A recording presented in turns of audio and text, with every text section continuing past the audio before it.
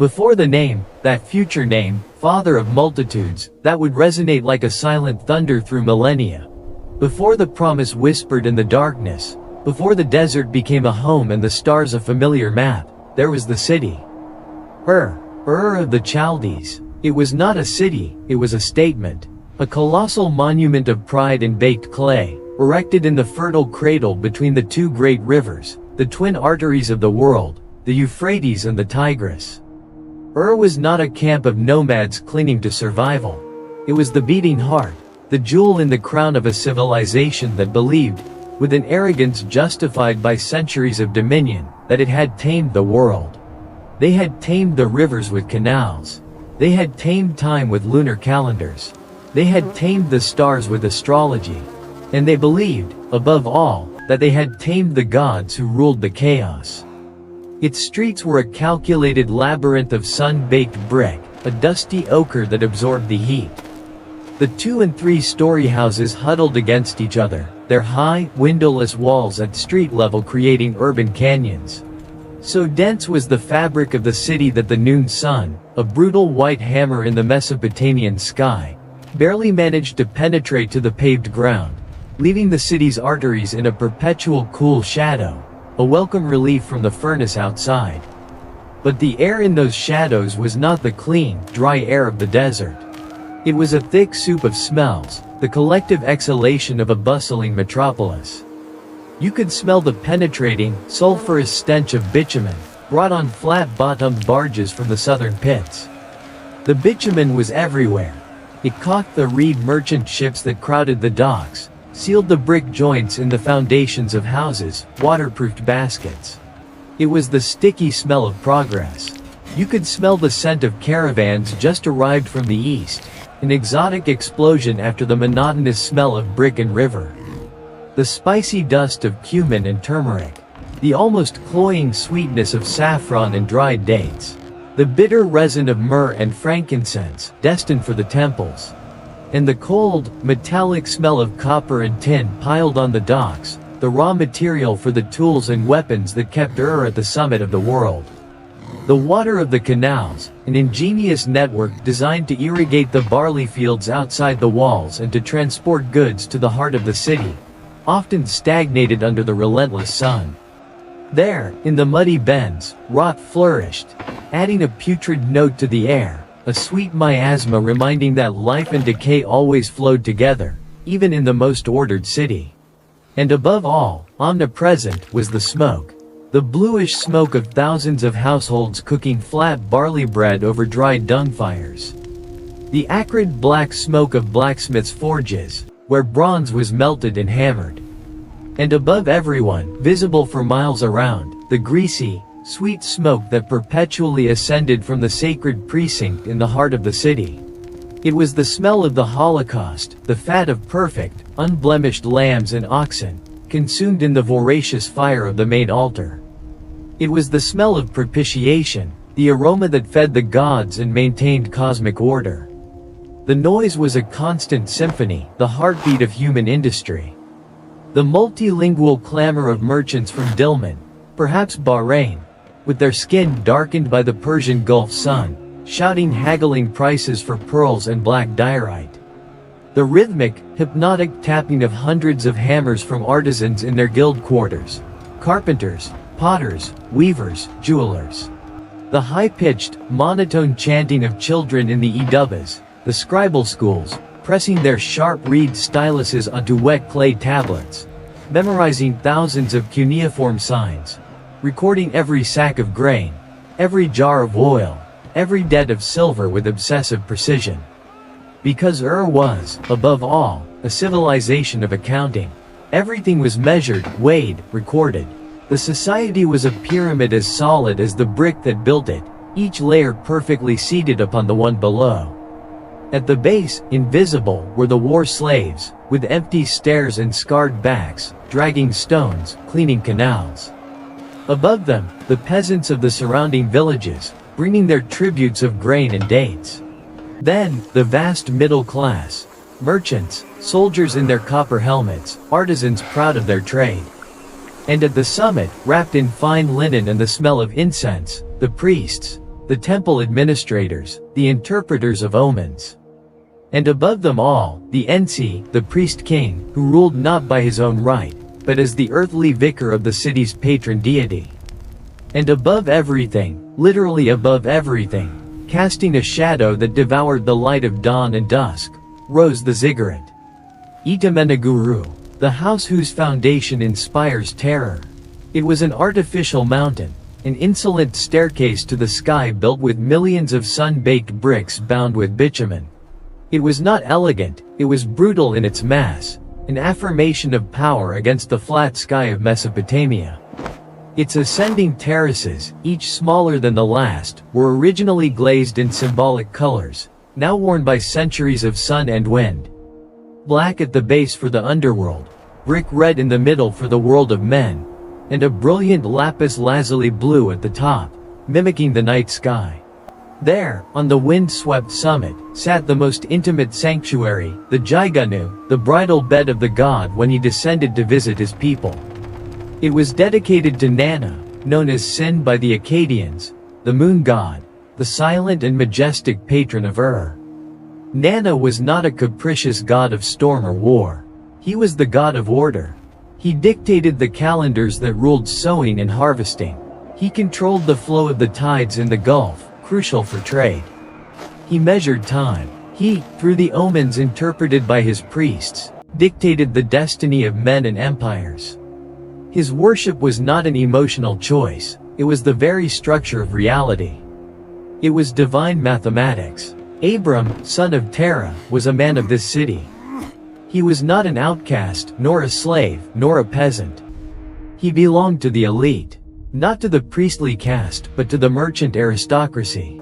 He was a merchant prince whose wealth was counted not only in stacked silver, but in vast flocks of fat-tailed sheep and black goats grazing on the plains outside the walls, guarded by hired shepherds.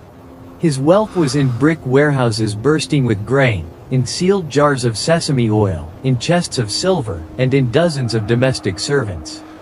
His house was one of the great two-story residences built around a paved central courtyard, with its own freshwater well, and immense luxury.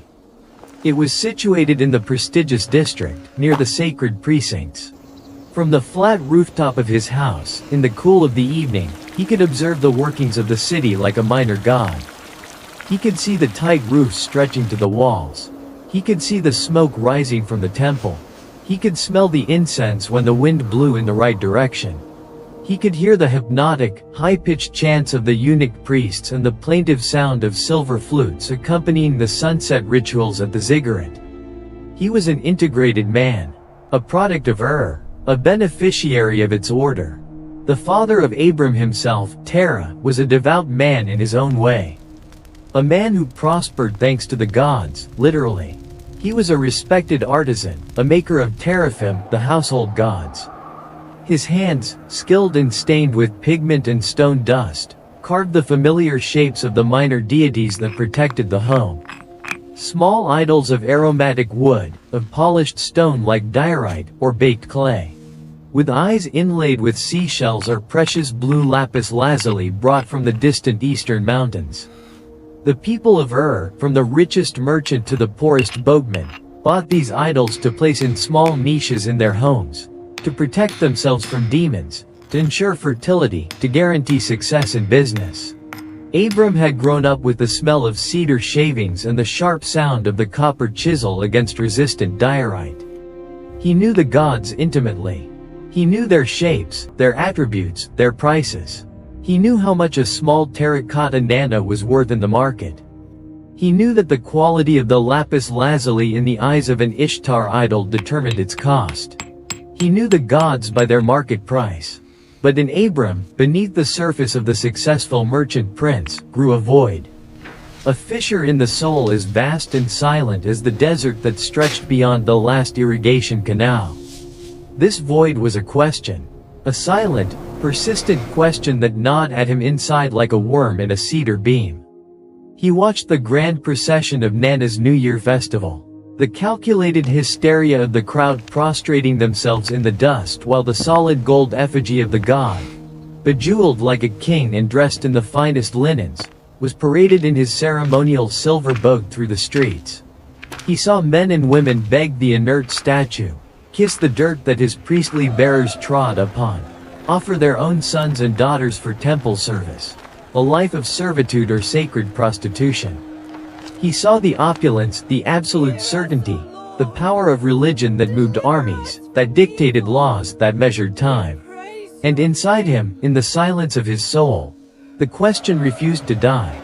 How can this thing, carved by human hands, made of the same stone I used to pave my courtyard, be the creator of the true moon, that pale, silent sphere hanging above it in the night sky? How can a God who needs to be fed daily sacrifices, dressed in new linen every season, and carried in a boat by sweating men, be the one who gives breath to my lungs and orders the stars in their courses? This unease was a silent heresy, an illness of the soul in a city where doubt was unthinkable. It made him feel like an imposter. It made him walk the docks at dusk, not to oversee his ships, but to watch the broken reflection of the moon in the dirty, oily water of the Euphrates, feeling like an exile in his own home. His wife, Sarai, was his anchor and his shared wound. A woman of legendary beauty.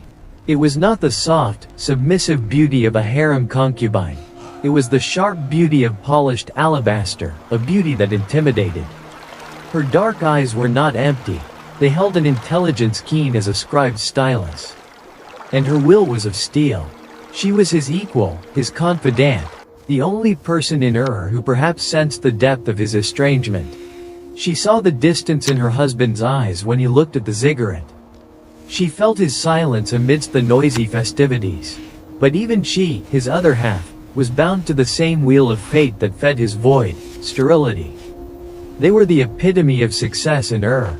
Rich, high-born, respected, powerful, but they had no children. The fundamental blessing of Mesopotamia, the only immortality they knew, the continuation of the lineage, the name whispered by a son at the grave, was denied to them.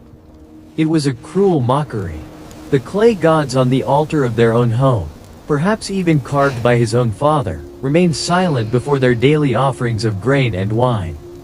There was no answer. There was no comfort. Sarai's sterility was the physical symbol, the tangible manifestation, of Abram's existential void. His house was full of riches, but empty of a future.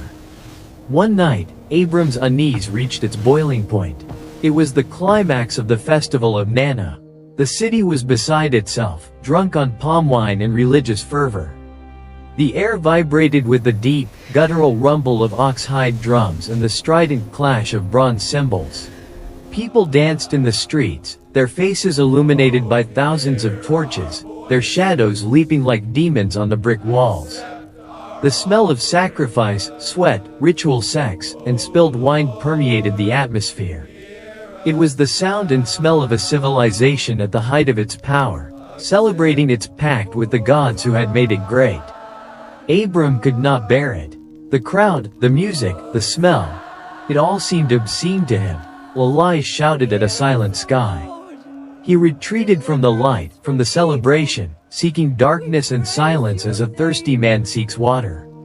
He entered one of his warehouses near the docks, a vast high-ceilinged brick building, full of sealed jars of olive oil and stacked sacks of barley.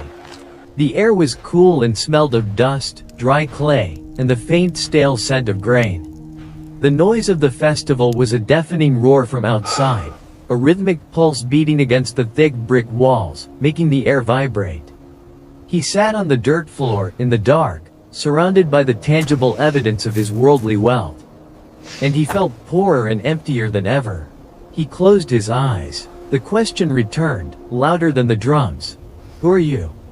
Where are you? The true one? And then, cutting through the din, came the voice. It was not thunder. It was not the desert wind whispering through a crack. It was not a human voice, not even the majestic voice of a king. It was a whisper that did not enter through his ears. It did not travel through the air. It detonated directly in the center of his being, in the core of his consciousness. A whisper so pure, so absolute, so charged with an authority that was not of this world, that it silenced the drums, the flutes, and the shouts of the city. The entire world, the entire universe, seemed to stop to hold its breath. He felt a presence in the darkness of the warehouse. It was not a shape. It was not a statue. It was not Nana, nor Enlil, nor Marduk. It was a consciousness. Pure, singular, nameless and idol-less. A presence that filled space and time, that knew him to the marrow of his bones. A presence so holy, so absolutely other, that it crushed him against the clay floor. The fear was so intense he could not scream. His breath was trapped in his chest. And then, the voice spoke, in the ancient tongue of his people. Lek Leka, 2 words, so simple, so devastating. Go out, go for yourself. It was an order of expulsion. It was an invitation to existence. It was the creation of a new path. Get thee out of thy country, and from thy kindred, and from thy father's house. The order was to cut every root. The land, Mesopotamia. The kindred, the clan, the tribe. The father's house, Terra, the idols, the past. Everything, unto a land that I will show thee. Not even a name, not a map, only a promise of guidance into the unknown. Abram lay paralyzed, the dust of the warehouse on his lips. The air had become almost unbreathable, dense with the weight of a holiness that was at once terrifying and strangely, inexplicably, comforting. It was the presence of the Creator, not the creation. There was no image to worship, only a pure, undeniable, absolute command. And then, the promise. The promise that hung in the balance against total sacrifice. And I will make of thee a great nation. The irony was almost cruel. He, Abram, the man whose marriage was a synonym for sterility in all of earth. And I will bless thee, and make thy name great.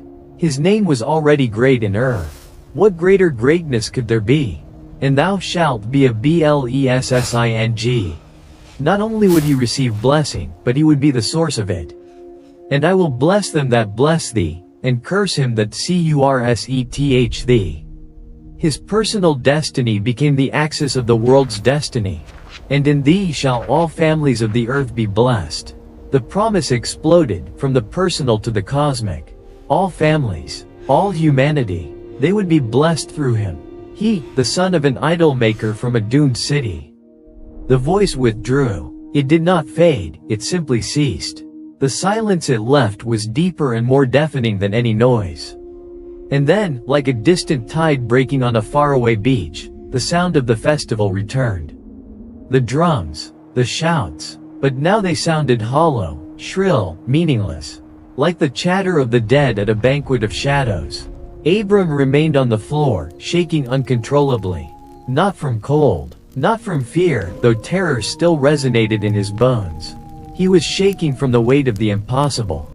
The promise was so vast, so cosmic, so absolutely absurd as the command. To leave the center of the known universe, the pinnacle of civilization, for a nameless, a blank spot on the merchant's maps. To leave the security of baked bricks for the infinite uncertainty of the sand. To trade tangible wealth for an intangible promise. The father of faith was not born in that moment. But the man who could become him, the man lying trembling on the floor of his warehouse, had just been called to leave. Called to leave the golden tomb of civilization. Called to walk into nothingness, guided only by a whisper. Logic is the silent god of brick cities. Reason is the invisible foundation upon which river empires and trade routes are built. What the voice had asked in the darkness of the warehouse was not logical. It was not reasonable. It was madness. It was economic suicide. It was social suicide. And, according to the priests of Nana, it was spiritual suicide.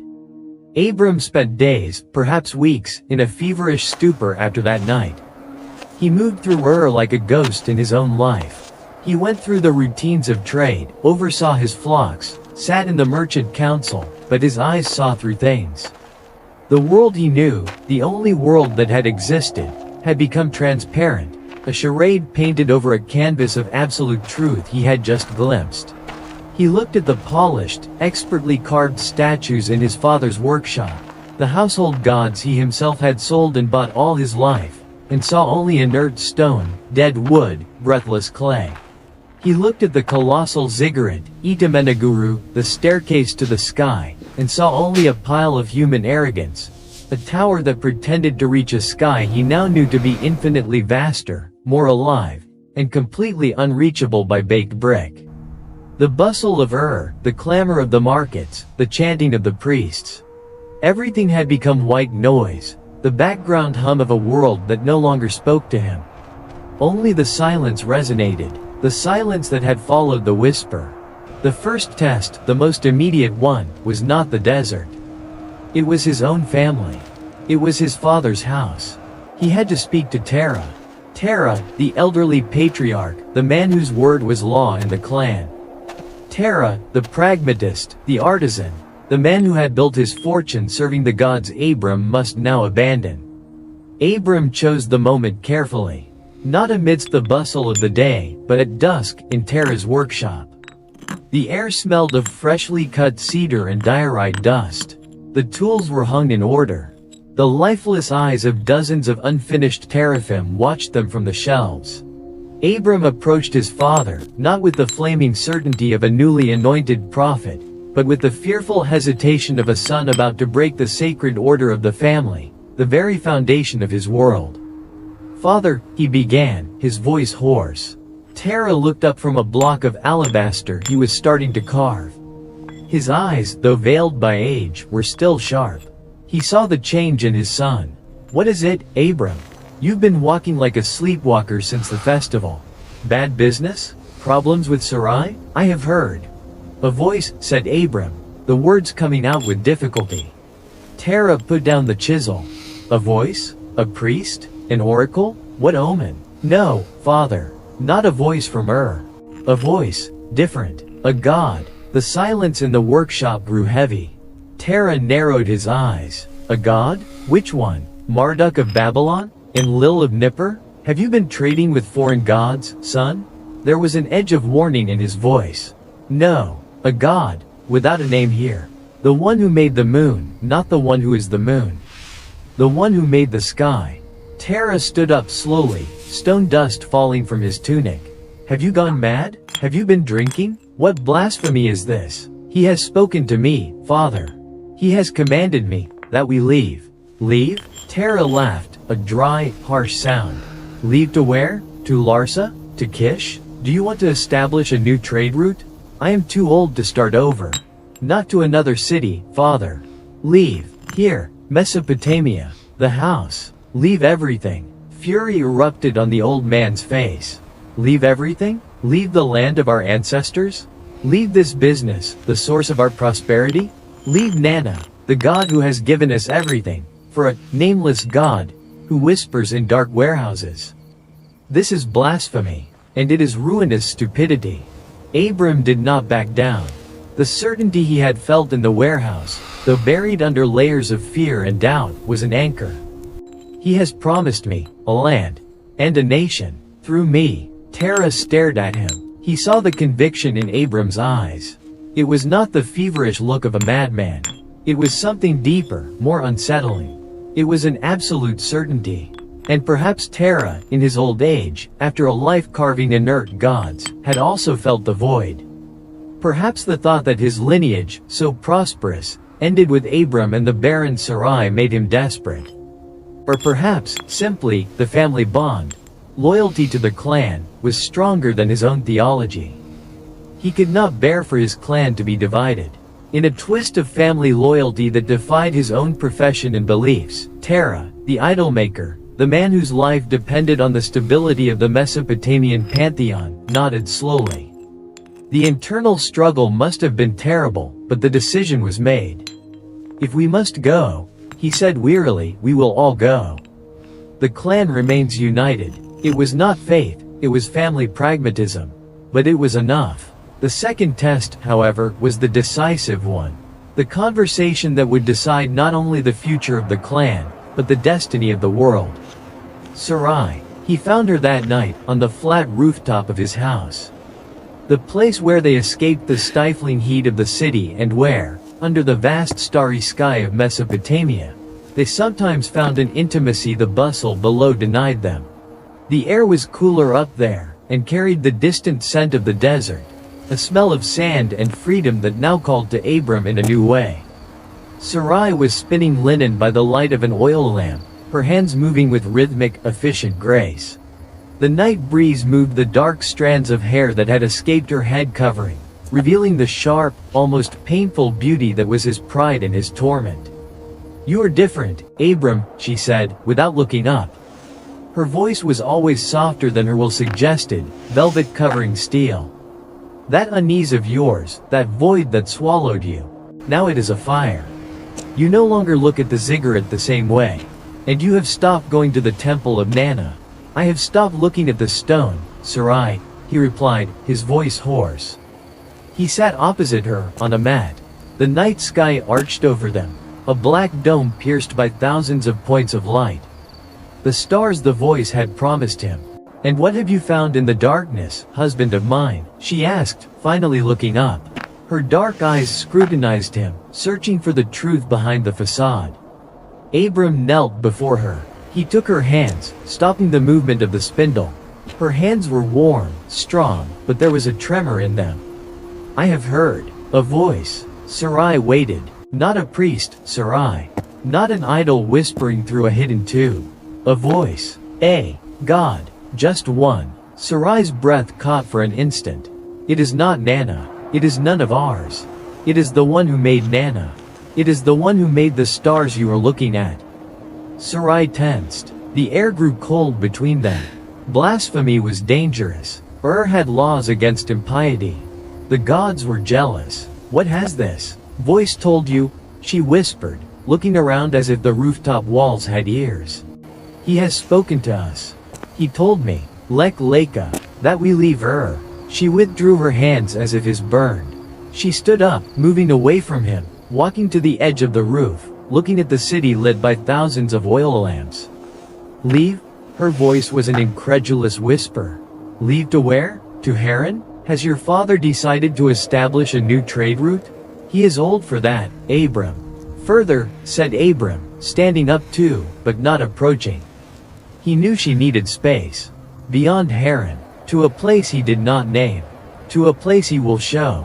Sarai turned, her calm broken by furious disbelief. "A place he will show? And may one know what this nameless God offers us for leaving the world behind? For leaving the tomb of our fathers? For renouncing everything we are? For following a voice in your head into nothingness?" Abram's heart pounded. The promise sounded empty and crazy, even in his own ears. But the certainty of the encounter was undeniable. He approached her, forcing her to look at him.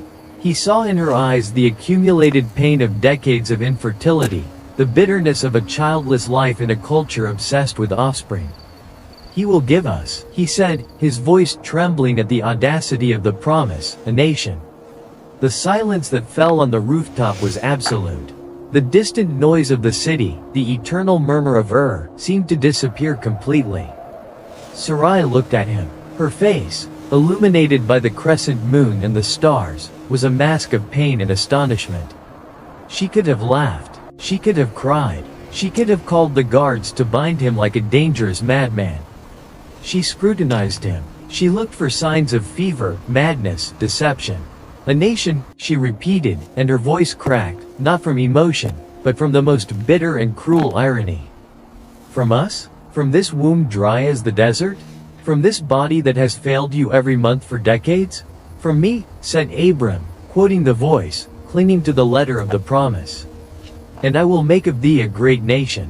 Sarai looked down at her empty hands, then at her barren womb, a land as dry as the desert to the west. And then, something changed in her face. The fury dissipated. The disbelief remained, but beneath it, something else emerged. A spark. Perhaps it was absolute despair. The gods of had failed them. The fertility rituals, the prayers, the sacrifices. Everything had been useless. What more did they have to lose? Or perhaps it was faith. Not faith in the nameless God, not yet. But faith in him, in Abram. She saw the fire in his eyes. It was not madness, it was a terrifying certainty, a conviction that had transformed him. And she loved him. She had shared his life, his wealth, his void. Now, she would share his madness, or his destiny.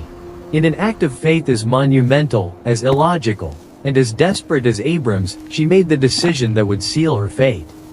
She nodded slowly. "If your God is strong enough to take you out of Ur," she said, her voice barely a whisper in the Mesopotamian night, "let him be strong enough to protect us in the nothingness. I will pack." The exodus began. It was not a stealthy flight in the night. It was the slow, painful, and public demolition of an entire life. Abram, the merchant prince, began to sell. It was a shock in the trading circles of Ur. Abram is getting rid of everything? The man whose wealth was as stable as the ziggurat. He sold his baked brick houses. He sold his warehouses full of grain and oil. He sold his irrigated fields outside the walls. He sold his copper contracts with the merchants of Megan.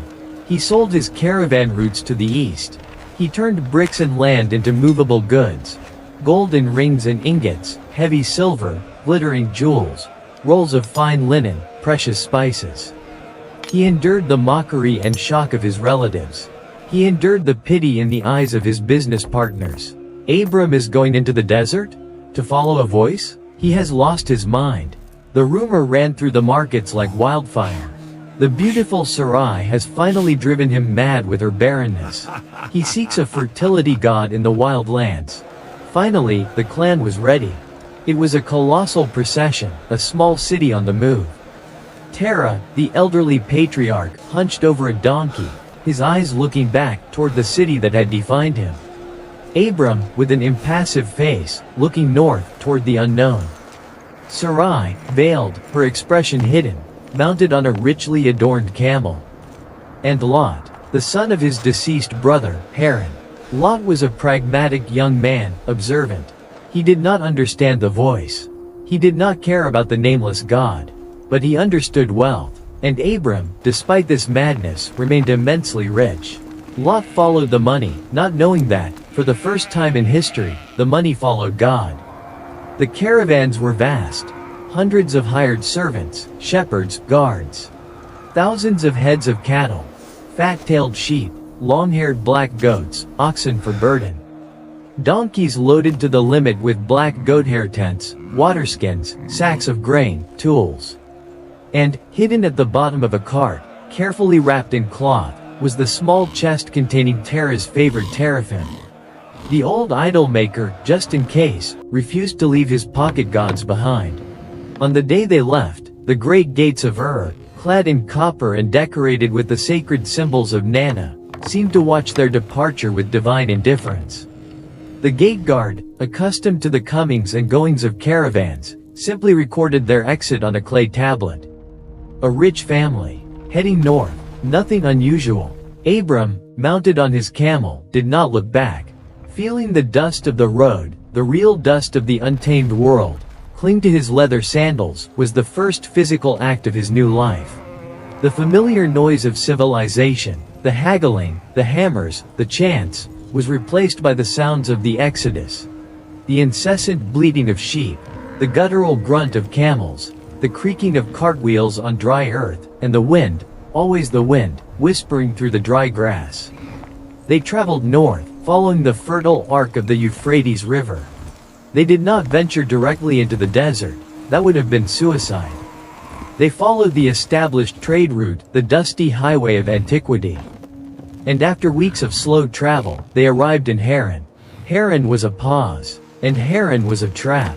It was a prosperous trading city, an oasis on the route between Mesopotamia and the Mediterranean. Much like Ur, though less grand. A bustling crossroads, full of caravans, merchants, and familiar temples dedicated to Nana, the moon god. And there, the momentum of the Exodus stopped. Terah was old. The journey had exhausted him. "Let us rest here," he said. "Let us regain strength. Let us establish a trading post." They settled. The years began to pass. The goat hair tents were replaced by brick houses. Abram resumed trade, his mercantile skills intact. Wealth began to accumulate again. Life became comfortable, predictable, familiar. Haran was Ur in miniature. And there, in that strange but safe land, Terah died. At the age of 205. The last tangible link to Ur, the patriarch who had led them out, broke. Abram mourned his father. He buried him in that land that was neither his home nor his destiny. For a time, the silence was total. The voice did not speak. Haran was safe. The promise seemed like a fever dream had in Ur years ago. Perhaps this was it? A new beginning, yes, but still within the known world, within civilization? Perhaps the land I will show was simply here, but the voice returned. This time it was not a whisper in the dark. It was an impatient wind in the desert of his soul. It was a clarity that cut through the comfort of Haran. The journey has not ended. This is not the land. Lech Lecha. Abram, now a man of 75 years, an old man by anyone's standards, a man who should be thinking of his grave next to his father's, packed again. He left behind the comfort of Haran. He left behind his father's grave. And this time, he did not follow the river. He turned south, toward the unknown. Toward a land of which he had only heard rumors from merchants. Canaan. This was the true leap into the void. They left behind the river civilization, the last vestige of Mesopotamian order. They entered the arid steppe. The landscape became harsh, stony, mountainous. The green of the river was replaced by implacable brown and ochre. It was a land inhabited not by great empires, but by hostile nomadic tribes and small walled city-states perched on the hills. The caravan advanced, a slow scar on the ancient land. Abram, guided only by a promise whispered years ago in a warehouse in Ur, advanced toward a destination that had no name, trusting in a God who had no form. The void was terrifying, but for the first time in his life, the man who looked at the stars, the man who had left behind the clay idols, felt full. Here is the continuation. This section, Tests of Provision and Human Failure, has been expanded novelistically, delving into the arrival in Canaan, the trial of famine, and the disastrous and humiliating journey to Egypt. Canaan. The name had been a whisper on merchants' maps, a land of passage between great empires. Now, it was the dusty horizon opening before them.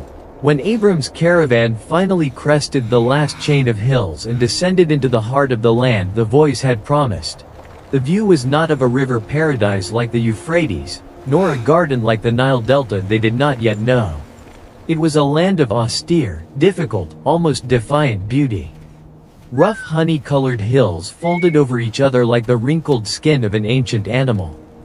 Terraces of olive trees, whose twisted trunks seemed to hold the wisdom of centuries, clung to the slopes. The valleys were stony, and the streams that crossed them were, for most of the year, only dry scars of white gravel winding through the cracked bed. The air was different from Mesopotamia.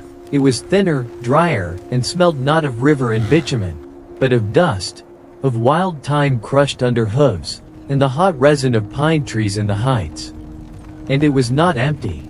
From the walls of small city-states perched on the hilltops, Shechem, Bethel, Ai, the Canaanites watched. Men of darker skin, with square beards and dyed wool tunics. They saw the immense wealth of Abram's caravan, a wandering treasure in their land, with calculating and greedy eyes. Their gods were present everywhere, not hidden in colossal ziggurats, but visible, palpable. Crude stone altars stood in the high places, under the shadows of great oaks or sacred terebinths. The smoke of their sacrifices rose constantly, a smoke that smelled different from raw, sometimes with a sweet and sickly tinge. They were offerings for Baal, the rider of the clouds, the dispenser of rain and storm. And for Asherah, his consort, the mother goddess, whose wooden phallic symbols, Asherim, stood next to the altars, promising fertility to the land and the womb. They were violent, sensual, capricious, and demanding gods. Abram, the nomad, moved among them, not as a conqueror, nor even as an equal. He was a Gear, a resident alien, dependent on the tolerance of local lords. His caravan was a wandering island of Mesopotamian faith in a Canaanite sea. He arrived at the heart of the land, at Shechem, an ancient city sheltered by Mount Ebal and Gerizim. And there, under the venerable shade of the great tree of Morah, a terebinth so old it seemed to hold up the sky, Abram did something radical. A silent declaration of intent. He built an altar. It was not an adorned temple. It was not an imitation of Ur. They were rough field stones, uncut, just as he found them. He piled them with his own hands and those of his servants, one upon another. It was a monument to invisibility, to the radical aniconism of his new faith. There was no idol. There was no image, only brute stone pointing to the invisible sky. And there, in sight of the smoking altars of Baal on the surrounding hills, Abram sacrificed a ram.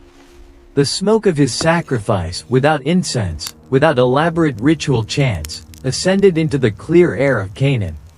He invoked the name, Yahweh, the name whispered in Ur, the invisible God who had called him. It was a declaration of spiritual ownership. I am here. You brought me. This land is yours. And the voice spoke to him there. Not with the shock of the first call, nor with the terror of the pact of fire, but with a quiet confirmation. Unto thy seed will I give this land. Seed. The word was a painful echo. He looked at Sarai, who was nearby, watching with her usual impenetrable stillness. Their eyes met for an instant. The promise was vast, but the present was barren. He continued traveling south, following the mountainous spine of the land. Between Bethel, house of God, and Ai, ruin, he built an altar again. And again he invoked the name of Yahweh. He was marking the territory, not with banners, but with acts of worship. He was weaving a web of holiness over a pagan land. He felt at home. For the first time, not the comfort of Ur, not the security of Haran, but the certainty of being in the right place, even if it was a difficult place. And then, as soon as the promise was reaffirmed, the sky challenged it. The sky closed. The early autumn rains did not arrive. The skies remained a steely blue, implacable. The winter rains, on which all life in Canaan depended, failed. The sparse grass on the hills withered, becoming brown and brittle straw that crunched under sandals and offered no sustenance. The wells he had dug with so much effort became holes of foul-smelling mud and then dry dust. The air filled with a dry haze, the Hamson blowing from the eastern desert, hot and stifling. A famine, severe and merciless, seized the land. The Canaanites barricaded themselves in their walled cities, sealing their gates, jealously guarding their granaries. They looked with hostility at Abram's enormous caravan, a mouth too big to feed in times of scarcity. Abram was a nomad. His wealth was not in granaries but in hooves. And his flocks began to die. The sound in the camp changed. The constant bleating of thousands of sheep turned into a weak and plaintive wail. The animals' ribs began to show under the wool and hair. The great burdened oxen fell to their knees, their eyes glazed, and did not rise again. The servants murmured. Their faces became gaunt, their eyes sunken. The discipline of the camp began to crack. Is this the paradise promised by Abram's God? Did he take us out of the abundance of Haran only to see us die of thirst and hunger in this land of stones? The irony was unbearable. They had left the safety of the rivers for a dusty tomb. Abram prayed. He fasted. He went up to the altar of Bethel. The invisible God remained silent.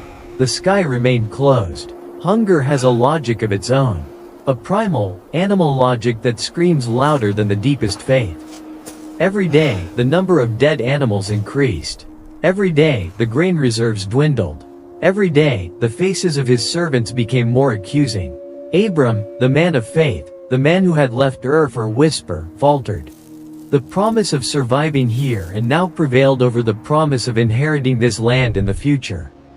He looked south, beyond the Negev desert, beyond the vast and terrifying Sinai Peninsula with its red granite peaks, lay the granary of the world. Mizraim, Egypt, the land of the Nile, the river god that never failed, the river whose annual floods guaranteed life, regardless of local rains. In Egypt, famine dared not enter. The decision was made in silent despair. He did not consult the voice. There was no new revelation. He followed the animal instinct of survival. He ordered the camp to strike the tents. The exodus, once again. But this time it was not a journey toward the promise, but a flight from it. The descent to Egypt was a retreat. The journey through the Negev and Sinai was brutal. a landscape of sand and rock that seemed designed to kill. But the hope of the Nile drove them. As they approached the delta, the air changed. The dry, dusty desert air was replaced by a thick, fertile humidity. The smell changed. It was no longer dust and thyme, but damp silt, lush vegetation, and the unmistakable scent of the great river. And then, they saw the magnificence of that ancient civilization. It dwarfed Ur. Ur had been impressive in its human scale. Egypt was eternal, arrogant in its divine permanence. They saw stone monuments that clogged the sky, pyramids that looked like artificial mountains, temples whose columns were forests of carved stone. They saw tombs that were larger and more solid than the palaces of Ur. They saw the Nile, a liquid god, so vast it seemed like a sea, flanked by a belt of impossibly bright green, full of life. Flax fields, date palm orchards, papyrus waving in the marshes. And at the summit of this immutable order reigned Pharaoh. Not an Ensi, not a vicar. Pharaoh was a living god. The incarnate Horus. His word was cosmic law. Abram's fear changed. It was no longer the fear of famine. It was a more primal fear. The fear of the foreigner, of the Amu, of the Asian. As the Egyptians disdainfully called them, in a land of absolute power and casual xenophobia. His wealth, his flocks, his silver. Everything could be confiscated on a whim of the god king. And his fear centered, with terrifying clarity, on Sarai. He looked at his wife. The years of travel, the harshness of the sun, had not diminished her beauty. They had refined it. They had given her a dignity, a silent strength that drew gazes. Her pale Mesopotamian skin contrasted with the darker complexion of the Egyptians. Her dark eyes were deep and full of an intelligence that did not bend. Her bearing was that of a queen, not a nomad. In Ur, she was protected by laws and her clan. In the desert, she was protected by Abram's guards. But here, in Egypt, a land where the will of a single man was the supreme law, a foreigner without a king or army was dust. And his wife's beauty was not an asset, it was a mortal danger. One night, while they camped on the outskirts of a delta city, the dense, humid smell of the Nile filling their tent, Abram approached Sarai. His voice was tense, low, whispered. Sarai, he began, unable to look her in the eyes. Behold now, I know that thou art a fair woman to look upon. It was an obvious statement, but the prelude to something terrible. Therefore it shall come to pass, he continued, his voice barely audible, when the Egyptians shall see thee, that they shall say, this is his wife. And they will kill me, but they will save thee alive. It was a cold, brutal calculation, born of panic. Survival above truth. Survival above honor. Survival above the covenant. He was willing to sacrifice the dignity, the safety, the body of his wife, the future mother of the promised nation, for his own life. Say, I pray thee, he said finally, forcing himself to look at her, thou art my sister. The silence in the tent was absolute. Sarai looked at him. Her face, in the gloom, was unreadable. But the disappointment in her eyes, the wound, must have been a knife sharper than any in the camp. He, the man who had heard the voice of God, the man who had promised her a nation, now asked her to become a lie, a human shield, a commodity to save his own skin. That, it may be well with me for thy sake, added Abram, the selfish justification stumbling out, and my soul shall live because of thee. It was the lowest point of their journey. Lower than the doubt in Ur. Lower than the hunger in Canaan. Sarai looked at him for a long moment. And then, with a silent strength that Abram completely lacked at that moment, she understood the brutal logic of survival in that world. She, the barren woman, was now the only valuable asset they had to negotiate safe passage. She nodded, a single inclination of her head, her dark eyes full of unfathomable sadness. She accepted the plan. She accepted bearing the burden of the lie. And it happened just as Abram feared and, perhaps, secretly hoped. The caravan of an immensely rich Asian nomad did not go unnoticed.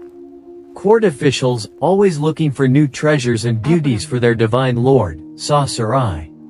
Her exotic, mature, and dignified beauty was a rare trophy. They reported to Pharaoh, and Sarai was taken. The palace guards, impeccable in their white linen kilts and usek collars, arrived at the camp. There was no negotiation. It was an order. Sarai, presented as the unmarried sister of the rich Asian sheikh, was escorted to the palace, to the god king's harem. Abram, the prophet, the chosen one, the man of the promise, watched as they took her away. He watched as she disappeared behind the brick walls of the palace. And he did nothing. And then, he was rewarded for his lie. As the brother of this new jewel of the royal harem, Pharaoh showered him with gifts. He gave him sheep and oxen in abundance, strong donkeys for transport, Egyptian menservants and maidservants to attend him, camels, the vehicle of the desert, a royal gift. Abram became richer than ever. His camp overflowed with Pharaoh's generosity. But every bleat of a sheep was an echo of his cowardice. Every Egyptian silver coin burned in his hand like an ember from hell. He was alive, he was prosperous, and he had sold the womb of the promise for safety. He spent his nights in his now doubly empty tent, surrounded by wealth that choked him, ashamed to pray to the God whose promise he had betrayed. Meanwhile, Sarai lived a nightmare of luxury.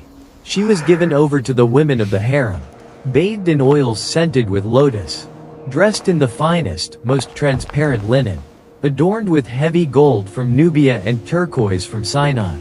The palace was a labyrinth of polished stone, courtyards with fountains, and lush gardens where herons walked among papyrus.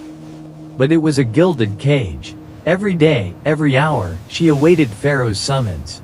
Every night, the sound of footsteps in the corridor made her shudder. And in that gilded cage, she prayed. Not to Isis nor Hathor, nor the hawk or jackal-headed gods whose images surrounded her. She prayed, perhaps for the first time with desperate faith, to the invisible God of her husband. To the God who had gotten her into this. To the God who now seemed distant and cruel. She prayed for deliverance or for death. But the God of Abraham, though silent to his failed prophet, did not remain silent before Pharaoh. The God who could not be contained in stone temples acted. A terrible plague fell upon Pharaoh's house. It was not a common Nile disease, not dysentery or swamp fever. It was a supernatural affliction. A spiritual darkness that could be felt on the skin, heavier than the summer heat. Painful sores that would not heal broke out on the bodies of the courtiers, the concubines, even Pharaoh's children. A sense of pure terror permeated the palace walls. The god-king's dreams filled with nightmares. The magicians and priests of Ra, the men who supposedly maintained Ma'ah, the cosmic order, were powerless. Their incantations, their amulets, their rituals were useless. The plague did not respond to their gods. Pharaoh, a man who dealt with the divine daily, a man who was divine, knew this was not a natural imbalance. This was an attack from a power superior to his own. He knew, with the absolute certainty of a king accustomed to reading omens, that it was related to the Hebrew woman. Something in his investigations, or perhaps a terrified confession from Sarai herself under the pressure of the plague, revealed the truth. The woman was not his sister. She was his wife. And he, Pharaoh, Horus incarnate, had almost committed adultery with the protected wife of another god. A foreign, invisible, but evidently powerful and terribly jealous god. Pharaoh summoned Abram. The scene was the ultimate humiliation. Abram, the rich Asian sheikh, was dragged before the throne of the living God. Not with honor, but under guard. Pharaoh, his face pale from the affliction of his house and red with the fury of having been deceived and put in divine danger, stood up. The uraeus on his crown seemed to spit venom. "What is this that thou hast done unto me?" he roared, his voice echoing in the vast hypostyle hall. The sound hit Abram like a physical blow. "Why didst thou not tell me that she was thy wife? Why saidst thou, she is my sister?" Pharaoh approached, his face inches from Abram's. "So I might have taken her to me to wife. And you brought a great sin upon me and my kingdom by your cowardice?" The pagan, the worshipper of Ra, was giving moral and theological lessons to Yahuwah's chosen one. Abram had no answer. He could not speak. He prostrated himself, his face pressed against the cold stone floor, mute with shame. The man who had spoken with God could not utter a word before an angry human king. Now therefore, continued Pharaoh, stepping back in disgust, behold thy wife, take her, and go thy way. It was not a suggestion. It was an expulsion. Out of my sight, out of my land, and take your cursed wealth with you. They were escorted by a guard of soldiers. Not for honor, but to ensure they left. Expelled from Egypt, Abram left, with Sarai, physically unharmed but deeply traumatized, her silence and accusation louder than any scream. He left with all the wealth Pharaoh had given him, the flocks, the servants, the silver. Wealth that now felt like ash in his mouth, the price of his humiliation. He was an immensely rich man, and deeply ashamed. He had trusted in his own cunning instead of the voice. He had endangered the promise out of fear. He had learned, in the hardest way possible, that the God who had called him was a God who protected, but also a God who would not tolerate cowardice or lies in his chosen one. The journey back to Canaan was silent. A long pilgrimage of penance, back to the promised land from which he had fled. Back to the altar he had built at Bethel. He needed to start over. He needed to listen again. Here is the continuation. This section, the covenant of fire, is central to Abraham's story. It has been expanded novelistically, following the rules of deepening to explore the separation of Lot, the lingering doubt, the renewed faith, and the terrifying ceremony of the divine covenant. The return to Canaan was a slow and silent ascent from the depths of shame. The caravan, now swollen with the ill-gotten wealth of Egypt, countless flocks, dozens of new Egyptian servants, including a young woman named Hagar, camels that once belonged to Pharaoh, moved heavily north, leaving behind the land of the Nile. Abraham traveled in a somber silence. He avoided Sarai's gaze, whose own silence was a constant accusation. The wealth surrounding them felt like ash in his mouth. He had survived, he had prospered, and he hated himself for it. But as they entered the Negev again and then the hills of Judah, the land itself seemed to offer a balm. The famine had passed. The late rains had come generously. The land, which they had left brown and cracked, was now covered by a carpet of tender, vibrant green. Red anemones and purple lilies dotted the slopes. The air smelled of damp earth and fresh grass. It was a land that breathed forgiveness. Abram guided the caravan back to the place he had marked as his spiritual center. Not to Shechem, but to the altar he had built between Bethel, house of God, and Ai, ruin. It was a symbolic location, a place of worship precariously situated between divine presence and human ruin. There, he undid the shame of Egypt. Not with words, but with action. He rebuilt the rough altar that perhaps had crumbled. And he sacrificed again. He invoked the name again.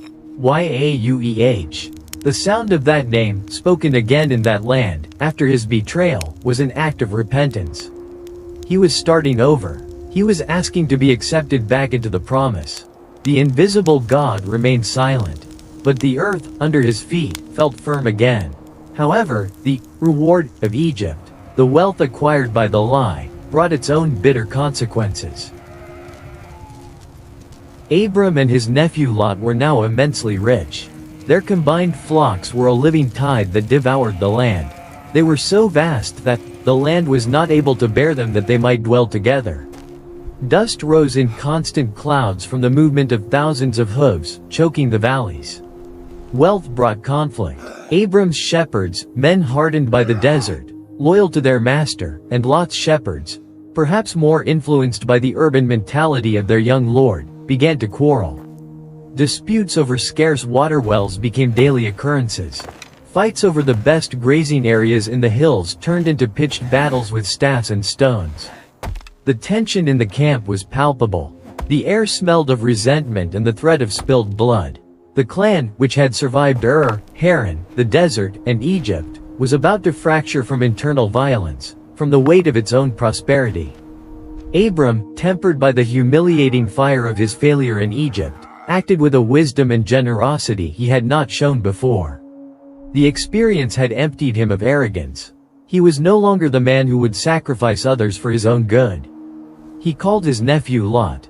They met on a windy hill, far from the ears of the servants, with the view of their disputed flocks spreading out beneath them. "Lot, son of my brother," began Abram, his voice calm, the voice of a patriarch who has learned the hard way. The wind moved his beard, now grayer. "Let there be no strife, I pray thee, between me and thee, and between my herdmen and thy herdmen." He paused, looking at the tension on Lot's younger face. "For we are Achim, brothers, family." He appealed to the most sacred bond. "Behold," Abram continued, sweeping an arm toward the vast landscape. "Is not the whole land before thee? It is too small for us together, but too large for discord. Separate thyself, I pray thee, from me." He gave Lot, the younger, the protege, the first choice. A generosity that went against all patriarchal customs, where the elder always chose first. It was an act of humility, a renunciation of his rights for the sake of peace. "If thou wilt take the left hand, toward the west, toward the sea, then I will go to the right, toward the east. Or if thou depart to the right hand, then I will go to the left." Lot, the pragmatic man who had followed wealth from lifted his eyes. He did not look at his uncle. He did not consult God. He consulted his own interests. His gaze turned toward the east, toward the Jordan Valley. From the heights of Bethel, the valley stretched out under the morning sun like a mirage of fertility. Watered abundantly by the Jordan River and its tributaries, it was a tapestry of lush green, almost unnatural in that dry land. It was, the chronicler later wrote with painful irony, even as the Garden of Yaueh, like the land of Egypt. The comparison was revealing. Lot saw the earthly paradise they had just left behind.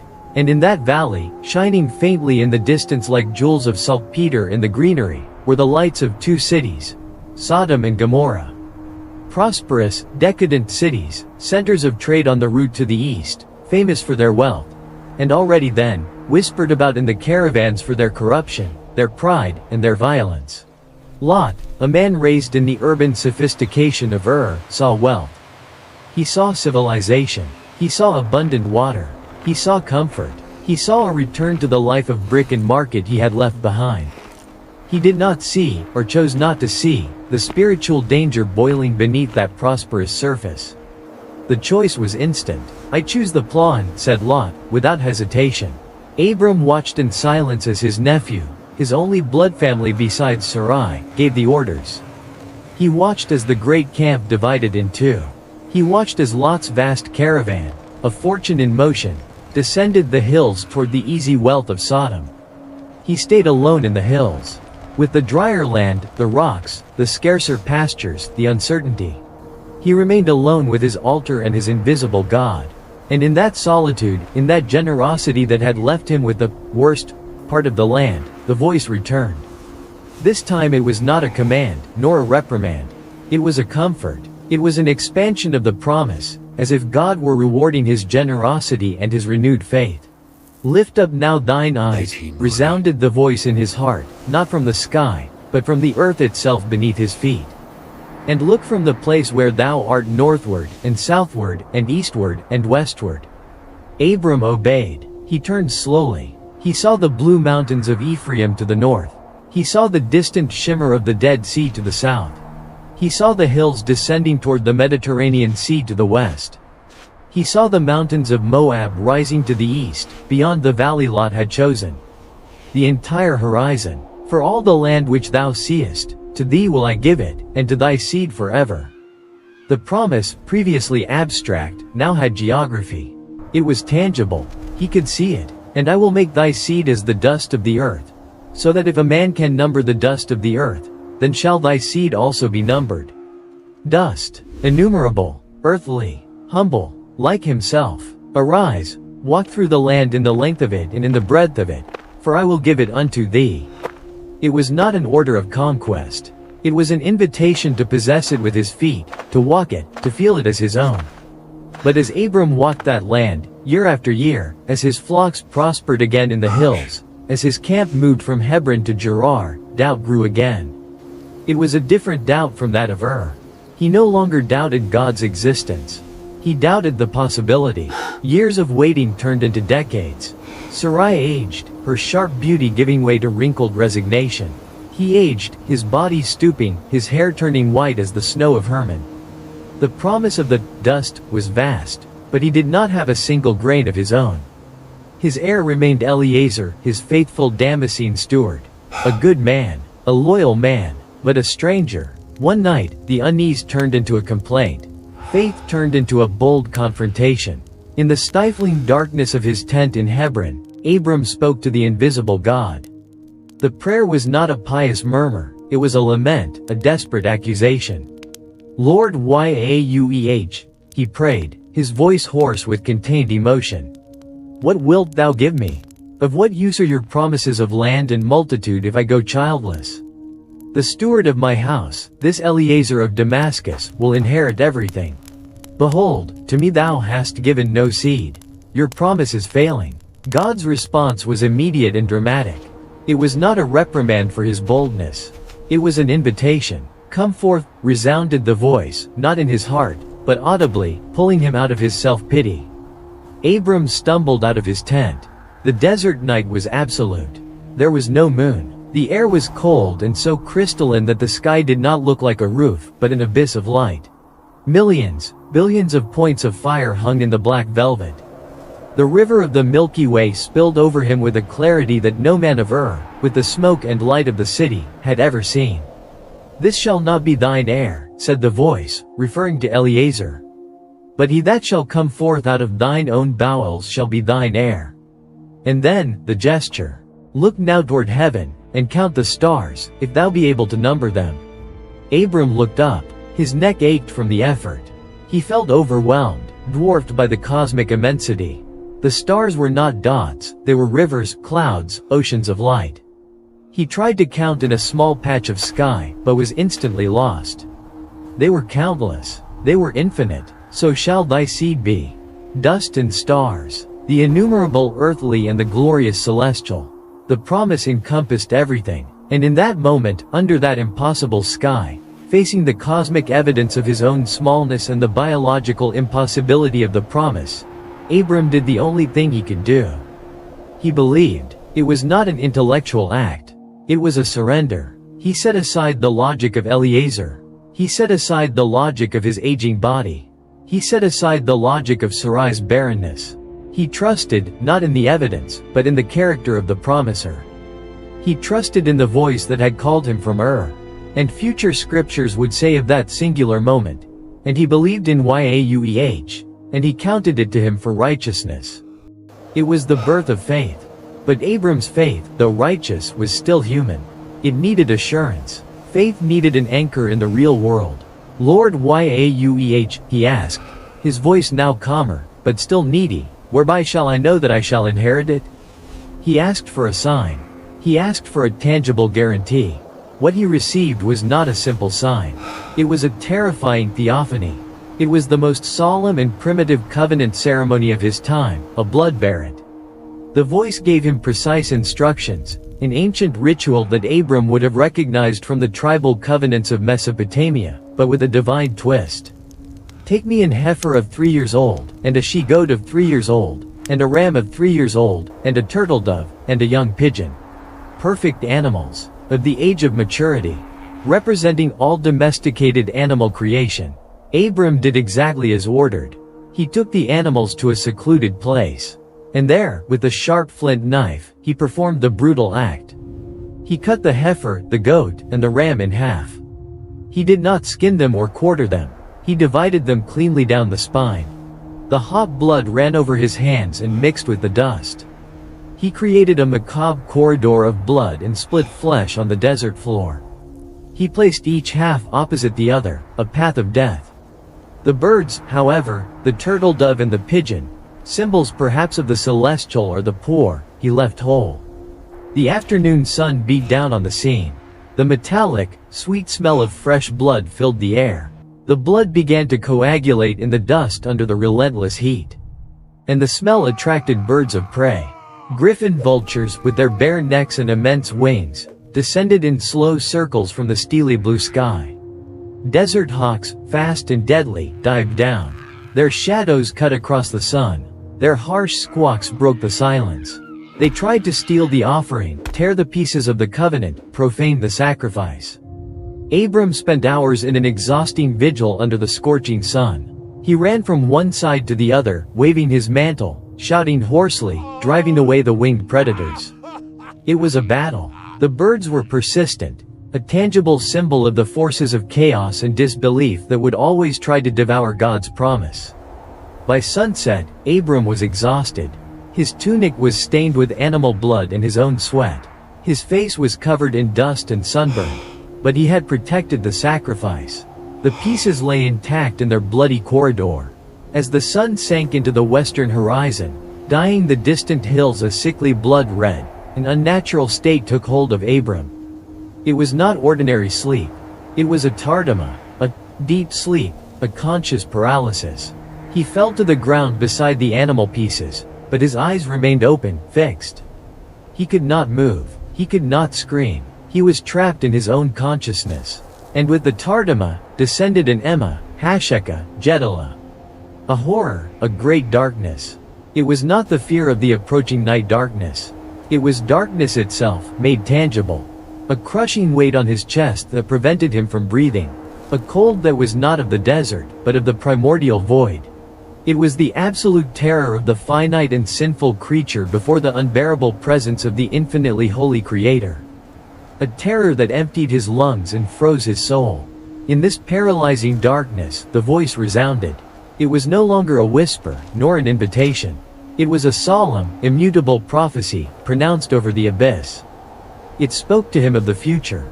And it was not an easy promise. It told him the bitter truth that lay hidden in the heart of the promise.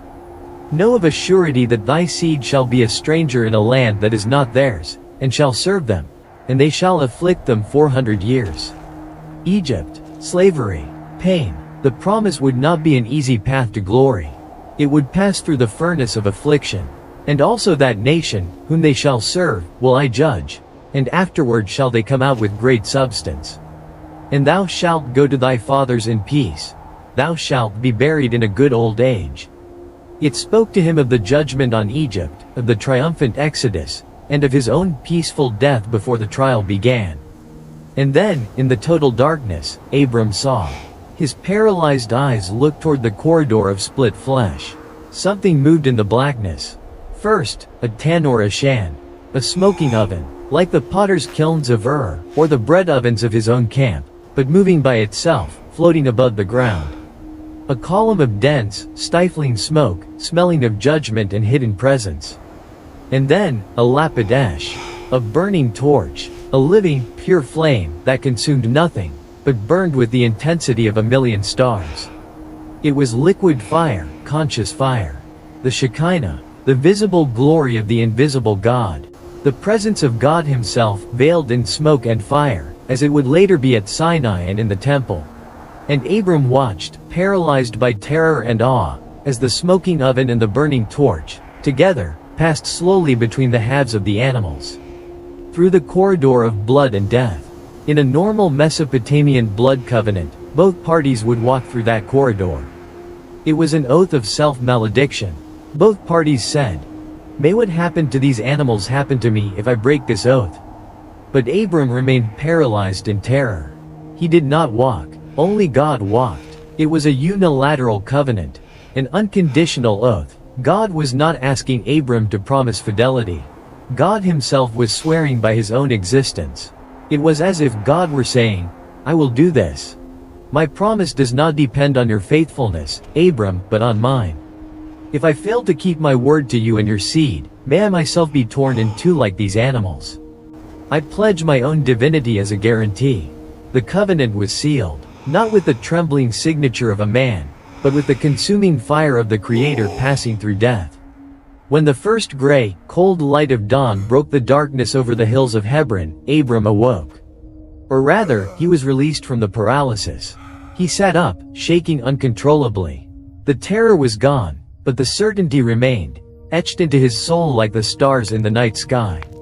He was alone on the hill. The rising sun illuminated a scene of carnage and peace. The remains of the animals lay on the ground, but they no longer seemed macabre. They were the silent testimony of a divine oath.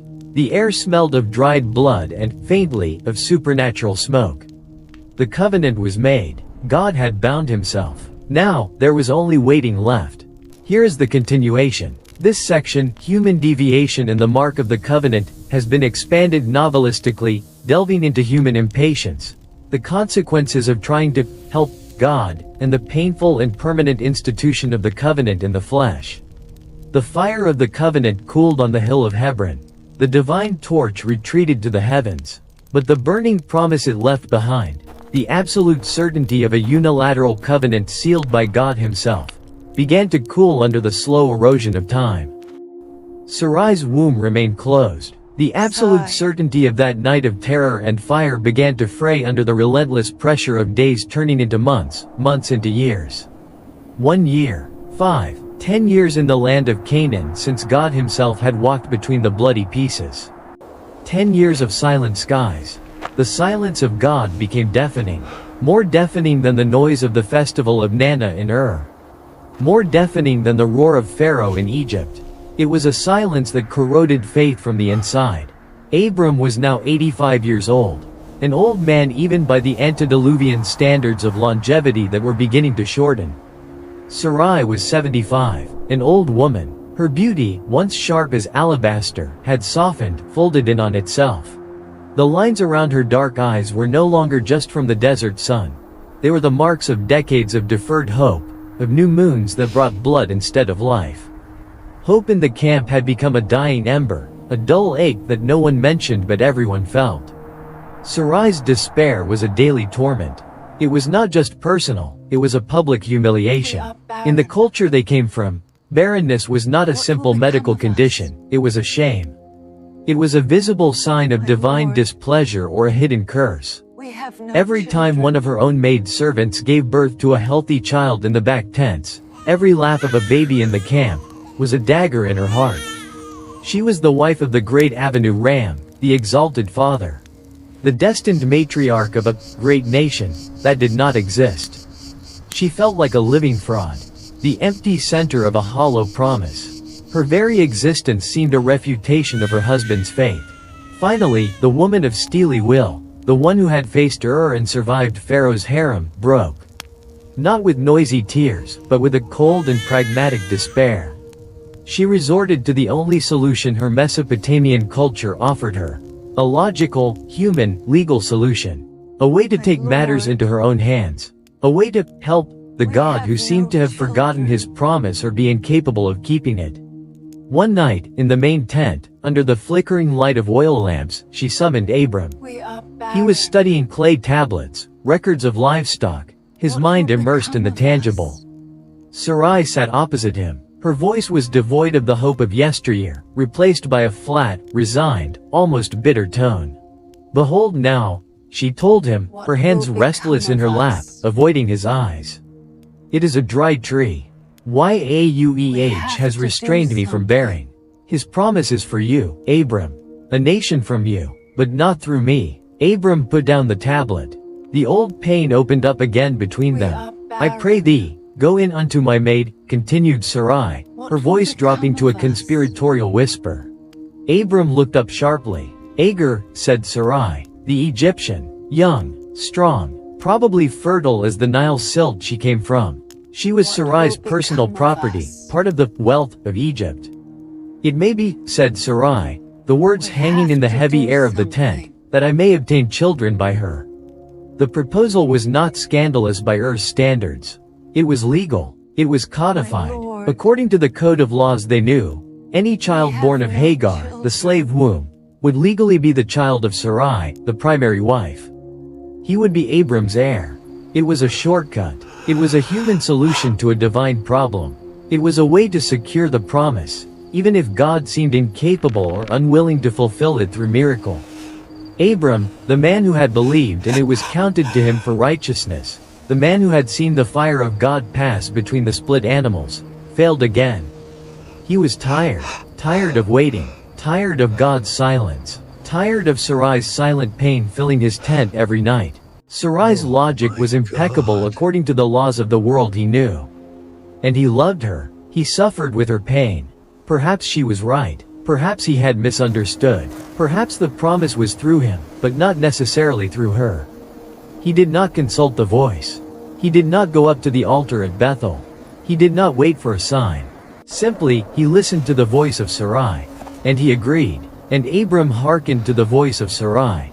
The act itself was probably brief, awkward, devoid of affection. A legal duty. A biological transaction. But its consequences were immediate and disastrous. Hagar, the Egyptian slave, conceived. The moment she felt life stir within her, the moment she knew she carried the child of the great Sheikh Abram, her status changed. Power in the hidden hierarchies of the camp shifted radically. She was no longer just a slave. She was the mother of the heir. She was the woman who had succeeded where the great Sarai had failed. The silent contempt she had endured from her mistress was replaced by triumphant arrogance. Her eyes were no longer submissive. She looked at Sarai, the barren woman, the failed matriarch, with a new glint of triumph and disdain. Every movement of her body, every gesture, became a reminder of her womb's victory over Sarai's. And Sarai, whose plan this had been, whose logic had initiated this chain of events, was consumed in a storm of bitter jealousy and unbearable humiliation. She had tried to solve her problem, and instead, she had created a monster that devoured her from within her own tent. She ran to Abram, furious. Not with Hagar, with him. My wrong be upon thee. She screamed at him, her usual control broken by rage. I have given my maid into thy bosom. And when she saw that she had conceived, I was despised in her eyes. You have allowed this. Yaueh judge between me and thee. Abram, cowardly, trapped in the domestic disaster he himself had permitted, abdicated his responsibility once again, as he had done in Egypt. He did not defend Hagar. He did not assume the blame. He washed his hands. Behold, thy maid is in thy hand, he told Sarai, handing the problem back to her. Do to her as it pleaseth thee. Sarai, armed with her husband's renewed authority and the poison of her wounded jealousy, treated Hagar with such harshness, with such psychological and physical cruelty, that the pregnant slave's life became a hell. She humiliated her. She assigned her the most degrading tasks. She isolated her. Finally, Hagar could take no more. She fled. Alone. Pregnant. She fled into the desert, toward the south, toward the way of Shur, perhaps trying to return to her native Egypt. She chose almost certain death under the relentless sun rather than one more day of torment under Sarai. It was there, by a lonely water well in the vast and silent desert, where the God of Abraham demonstrated that his mercy was not limited to the covenant lineage.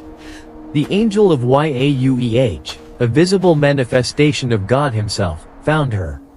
He found her prostrate by the water, weeping, the outcast, the Egyptian slave, alone and desperate. Hagar, Sarai's maid, said the voice. It was not a voice of judgment, but of recognition. He knew who she was. He knew her situation. Whence camest thou? And whither wilt thou go? Hagar, astonished and terrified, answered with the truth. I flee from the face of my mistress Sarai. The angel comforted her. He saw her in her affliction. And he gave her a promise of her own, an echo of the promise to Abraham, but different. I will multiply thy seed exceedingly, that it shall not be numbered for multitude. And he gave her a name for the child she carried. Thou shalt call his name Ishmael, God hears. Because Yaueh hath heard thy affliction. But the promise came with a warning, a description of the nature of this son born of impatience and conflict. And he will be a wild man. His hand will be against every man, and every man's hand against him. And he shall dwell in the presence of all his brethren. He would be a man of the desert, untamed, in perpetual conflict. And then, the angel gave her the hardest command. Return to thy mistress, and submit thyself under her hands. Hagar, overwhelmed by this divine encounter in the midst of her despair, obeyed. She returned to the camp. She returned to Sarai, but she returned changed. She had had her own theophany. She had seen El Roi, the God who sees. She gave birth to her son. Abram was 86 years old when Ishmael was born. He held the child in his arms. His first son, the blood of his blood. There was joy. There was relief. The promise, though twisted, seemed to have been fulfilled. For 13 years, the camp lived under this illusion. 13 years of intense peace. Abram raised Ishmael as his heir. He taught him to hunt with a bow, to read the stars, to know the ways of the desert. He was a strong, vibrant boy, the son of the Egyptian slave, but the pride of his aging father. Perhaps, thought Abram in those years of divine silence, this was the way. Perhaps the covenant would be fulfilled through this son of deviation, this son of the flesh. Perhaps God had accepted his human solution. 13 years passed. 13 years of divine silence. Life settled into a routine. The promise of the stars seemed to have been fulfilled, albeit in a twisted, human way, and always under the shadow of unresolved tension between Sarai and Hagar, between the barren wife and the mother of the heir. Then, when Abram was 99 years old, an old man on the brink of the grave by any normal standard, God appeared again. And the appearance was as overwhelming as the covenant of fire. It was not a whispered voice in the dark. It was not a dream in Gibeon. It was El Shaddai, God Almighty, the God of the mountain, the all-sufficient God. Pure presence filled Abram's tent. There was no terror this time, but a weight of authority so absolute that Abram fell on his face, dust again on his lips, his old body trembling not from fear, but from total reverence. I am El Shaddai, resounded the voice, not with anger, but with a power that reordered reality. Walk before me, and be thou perfect. The command was an implicit rebuke for the last 13 years of silence and self-sufficiency. It was a call to return to the path of the covenant, to leave behind the human solution. Behold, my covenant is with thee, continued the voice, reaffirming what seemed forgotten. And thou shalt be a father of many nations. And then, the change, the refounding. Neither shall thy name any more be called Abram, exalted father. That name belonged to the man of Ur, the man who had faltered. But thy name shall be Abraham, father of multitudes, for a father of many nations have I made thee. It was a change of identity at the very root of his being. The old Abram was dead. Abraham was born. And I will establish my covenant between me and thee and thy seed after thee in their generations for an everlasting covenant, to be a God unto thee, and to thy seed after thee. And then, the bombshell. The promise that defied all reality, all biology, all logic. As for Sarai thy wife, thou shalt not call her name Sarai, my princess. That name belonged to the bitter and barren woman. But Sarah, princess of multitudes, shall her name be.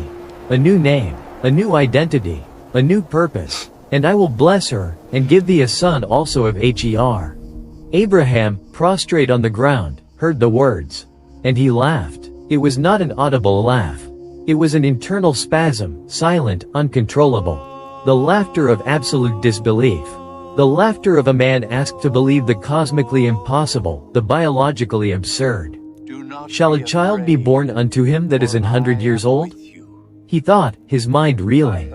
And shall Sarah, that is 90 years old, whose womb is as dead as the desert stones, bear?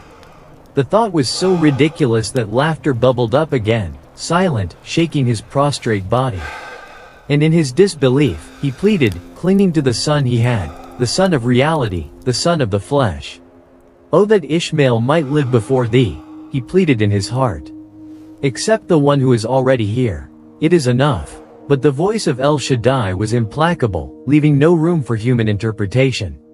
Sarah thy wife shall bear thee a son indeed, and thou shalt call his name Isaac, he laughs. The name itself was an echo of Abraham's laughter, a perpetual reminder of human disbelief in the face of divine power. And I will establish my covenant with him for an everlasting covenant, and with his seed after him. The line was drawn. The covenant would not be through the shortcut.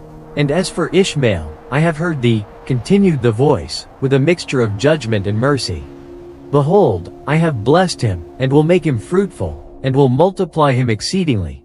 12 princes shall he beget, and I will make him a great nation. There would be blessing for Ishmael, but not the covenant. But my covenant will I establish with Isaac, which Sarah shall bear unto thee at this set time in the next year. The promise would not be through the human solution. It would be a pure miracle, born of two bodies as good as dead, so that there would be no doubt whatsoever who the author of the promise was. And this everlasting covenant, this new foundation, required a sign. Not fire in the sky this time. Not words on a tablet. A mark in the flesh. Painful, permanent, indelible. This is my covenant, which ye shall keep, between me and you and thy seed after thee. Every man-child among you shall be circumcised. The command was strange, visceral, intimate. And ye shall circumcise the flesh of your foreskin, and it shall be a token of the covenant betwixt me and you. It was a cut, an act of separation, a physical and bloody reminder, etched into the very organ of procreation, that the promise was tied to the lineage, to the seed, and that lineage, that capacity to create life, belonged to God. It was a cut that would separate his people from all other nations. A visible sign of belonging. An indelible mark of divine election. And the uncircumcised man-child. That soul shall be cut off from his people. He hath broken my covenant. The command was absolute. The presence of El Shaddai withdrew. Abraham was left alone in his tent, trembling. He was 99 years old. And he had just received the order to take a flint knife and cut himself. And his son Ishmael. And every male in his house. That same day, Abraham obeyed. He took the sharp flint knife. He gathered Ishmael, his 13-year-old son. He gathered all the males of his house, born in his camp or bought with his money. Hundreds of men. And he performed the rite. First on himself. The pain must have been sharp, the blood flowing, a brutal reminder of the seriousness of the oath. Then on Ishmael. Then on every man in his camp. Abraham's camp became a place of pain and blood that day. But it was the blood of the covenant. The mark that separated them, that defined them. The seal of fire, now etched into the clay of their own flesh. Shortly after the bloody mark of the covenant, the impossible promise began to take shape in the fabric of the real world. It was the hottest hour of the day in the hills of Hebron. The midday sun beat the earth with a white fury, bleaching the rocks and making the air vibrate over the thorny bushes. Every creature sought shade. The flocks huddled motionless under the sparse trees, heads low, breathing heavily. The camp was silent, plunged into the forced stillness of the siesta. Abraham, now wearing his new name like a strange garment, was sitting at the entrance of his tent. Not by choice, but by habit. He was a man of the desert. The heat was part of his being. He sat under the venerable shade of the great oaks of Mamre, trees whose deep roots found water where the surface was parched. Perhaps he was reflecting on the covenant, on the pain of circumcision still fresh, on the absurd promise of a son from Sarah. The land was still. The silence was absolute, broken only by the sharp, persistent hum of insects in the heat. And then, he looked up. And he saw. 3 men were standing near him. He did not see them arrive. There was no sound of footsteps on the gravel. There were no clouds of dust raised by a caravan. They were simply there, as if they had emerged from the vibrating air. They were travelers, covered in the fine white dust of the road. Their faces were veiled, partly by the shadow of their head coverings, partly by the blinding light of the sun at their backs.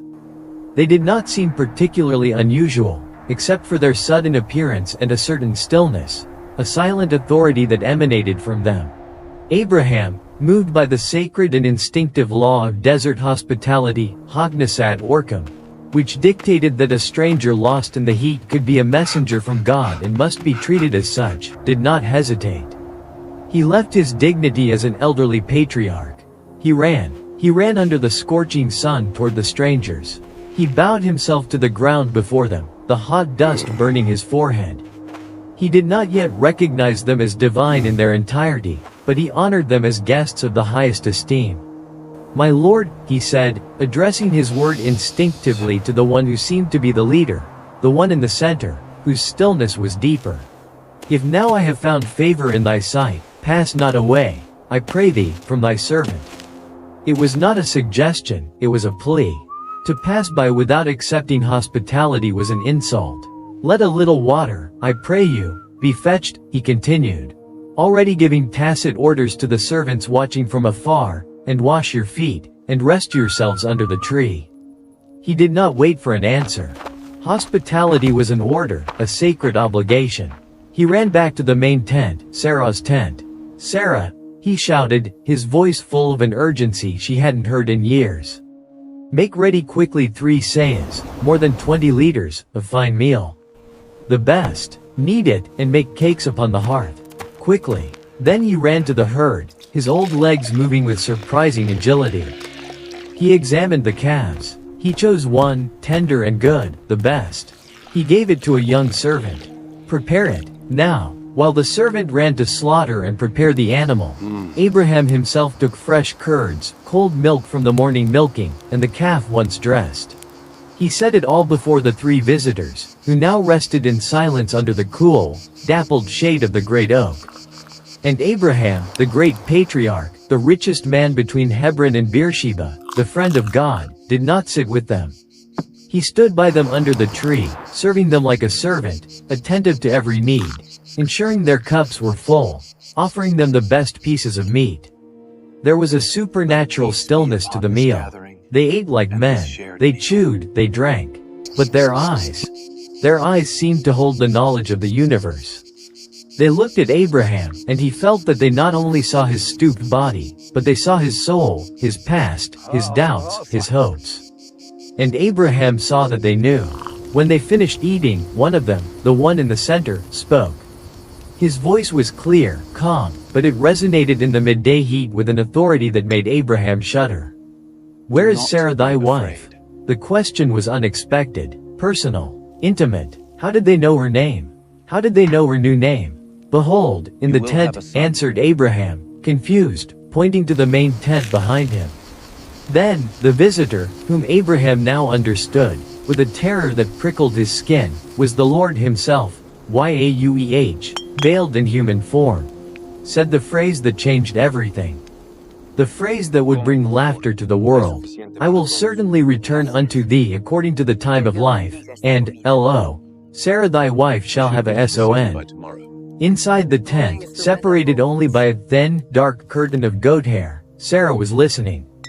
It was the custom. The wife did not sit with male strangers, but listened from the safety and anonymity of the tent. She heard the promise, the absurd promise, the impossible promise, and she laughed. It was not an audible laugh, not a guffaw that men could hear.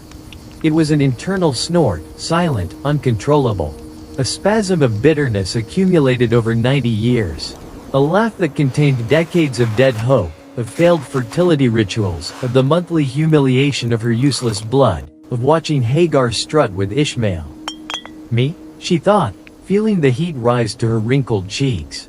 After I am waxed old, after my body is dry dust, shall I have pleasure?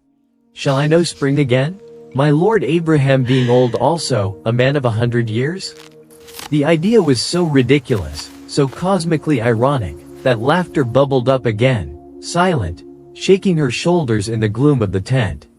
Outside, under the tree, the visitor turned to Abraham. His face did not change, but his voice cut through the tent fabric as if it didn't exist. Wherefore did Sarah laugh, saying, Shall I of a surety bear a child, which I am old? Terror seized Sarah, cold, absolute. He had heard her. He had heard her thought. He had heard her silent, bitter laughter. This visitor was not a man, not even an ordinary angel. Abraham stood mute, caught between the incredible promise and his wife's undeniable reaction.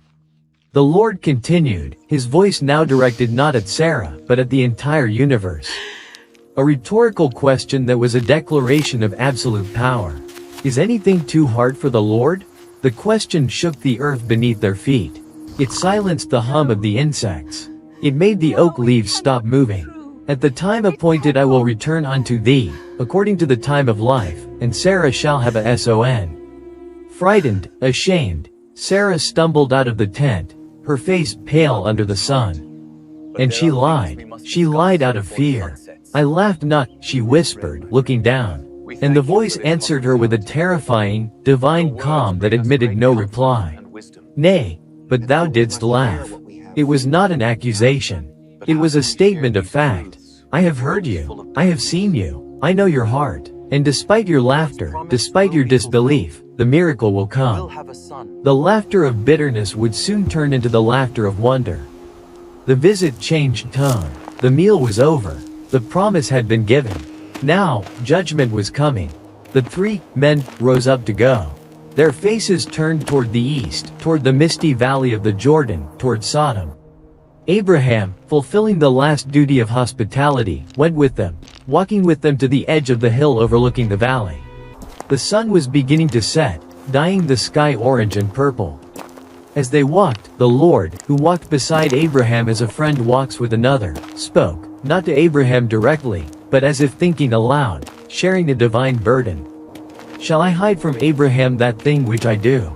The question was rhetorical. Abraham was now more than a servant, he was a friend, a partner in the covenant. Seeing that Abraham shall surely become a great and mighty nation, and all the nations of the earth shall be blessed in him? For I know him, that he will command his children and his household after him, and they shall keep the way of the Lord, to do justice and judgment. He revealed his intention, and the reason was terrifying in its simplicity. Because the cry of Sodom and Gomorrah is great, and because their sin is very grievous. I will go down now, and see whether they have done altogether according to the cry of it, which has come unto me. And if not, I will know. The cry, not the prayers of the righteous, Sodom had none. It was the silent scream of the earth itself, the scream of the victims of violence, oppression, and perversion. A cry that had risen to heaven and forced a divine investigation. The other 2 men, now clearly angels, messengers of judgment, continued their way down the slope, descending toward the green and doomed valley. But Abraham stood still, alone, before the Lord. And here, the man who had failed in Egypt out of fear, the man who had laughed silently in disbelief, revealed himself in all his greatness. The father of faith became the first recorded intercessor. In an act of unprecedented boldness, motivated by love for his nephew Lot, but also by a deep concern for the very character of God, he dared to negotiate. He dared to question. He approached, not physically, but spiritually. He approached the edge of the abyss of divine holiness and spoke. Wilt thou also destroy the righteous with the wicked? The question was direct, almost an accusation. His voice trembled, not with fear this time, but with a boldness born of his covenant relationship. He was fighting for Lot, yes. But he was also fighting for the idea of justice. Was God capricious? Was he like the gods of Ur, who sent floods out of irritation? Peradventure there be 50 righteous within the city, he continued, his mind working fast, establishing a legal premise. Wilt thou also destroy and not spare the place for the 50 righteous that are therein? And then, the climax of his argument, a theological challenge that made the heavens tremble. That be far from thee to do after this manner, to slay the righteous with the wicked. And that the righteous should be as the wicked, that be far from thee. Shall not the judge of all the earth do right? It was a breathtaking challenge. Abraham was using God's own character, his justice, as an argument against his plan of judgment. He was calling God to be faithful to himself. And God, instead of striking him down for his insolence, accepted the argument. Divine justice was not arbitrary. If I find in Sodom 50 righteous within the city, then I will spare all the place for their sakes. The strangest and most tense haggling in history began. Abraham, feeling he had won a point, but terrified by his own daring, continued. Behold now, I have taken upon me to speak unto the Lord, which am but dust and ashes, he said, covering himself with humility to protect himself from holiness. Peradventure there shall lack 5 of the 50 righteous. Wilt thou destroy all the city for lack of 5? I will not destroy it, if I find there 40 and 5. Peradventure there shall be 40 found there. I will not do it for 40's sake. O let not the Lord be angry, and I will speak. Peradventure there shall 30 be found there. I will not do it, if I find 30 there. Behold now, I have taken upon me to speak unto the Lord. Peradventure there shall be 20 found there. I will not destroy it for 20's sake. Abraham took a deep breath. The sun had already set. Darkness loomed over the valley. He made the final request, lowering the bar to an almost desperate minimum, fearing to cross the invisible line of divine patience. O let not the Lord be angry, and I will speak yet but this once. Peradventure 10 shall be found there. 10, a minyan, the minimum number for a righteous community. There was a pause. The silence seemed to stretch to infinity. "I will not destroy it for 10's sake." It was the final answer. And the Lord went his way. The presence withdrew. Abraham was left alone on the hill, in the darkness, under the same stars that had been promised to him. He had fought for his nephew's city. He had defended the honor of God's justice. He had negotiated with the Creator of the universe. But there were not 10 righteous people in Sodom. Not even 5. That night, the 2 angels arrived in Sodom. They were received only by Lot, who, despite living amidst corruption, still retained the sacred instinct of hospitality. But while they were dining, the house was surrounded by a depraved crowd, young men and old, the entire city, demanding to violate the celestial visitors. The corruption was total, aggressive, shameless. The angels blinded the crowd and brought out Lot, his wife, and his 2 daughters before judgment fell at dawn. "Escape for your life," was the urgent command. "Do not look behind you, nor stop in all this plain. Escape to the mountain, lest you perish." At dawn, Abraham returned to the place where he had spoken with God. His heart was heavy with foreboding. He looked east, toward the Jordan Valley, the fertile valley that Lot had chosen. What he saw was a holocaust. The sky, clear and blue over Hebron, was black over the valley. It was raining fire and sulfur. The earth itself seemed to have opened, vomiting flames. The smoke rose from the valley, not like the clean smoke of a sacrifice, but like the thick, black smoke of a gigantic bitumen furnace. The beautiful garden, like that of Yaueh, was now a dead sea, a smoking lunar landscape, a terrifying testimony to divine justice and consummated human depravity. And on the low hills, on the escape path, a solitary figure. A statue of salt, white and glistening under the morning sun, with the frozen shape of a woman who had looked back. Lot's wife, a silent pillar reminding of the price of looking back, of longing for the world God was judging. Abraham covered his face, and he prayed, not for Sodom, but for Lot, hoping his nephew had escaped. And he understood, with a clarity that chilled the bones, the terrible price of holiness and closeness to a God who was at once merciful and consuming. The test, the sacrifice of Isaac, is possibly the most intense and theological dense climax of Abraham's history. It has been expanded novelistically, following the rules of deepening, to explore the psychological abyss of the test, the unbearable tension of the journey, and the divine resolution. The time of life arrived, just as the voice had said under the oak of Mamre. Against all biology, against all reason, against the cynical laughter of an old woman, the promise was fulfilled. The dead womb of Sarah, barren for 90 years, came to life.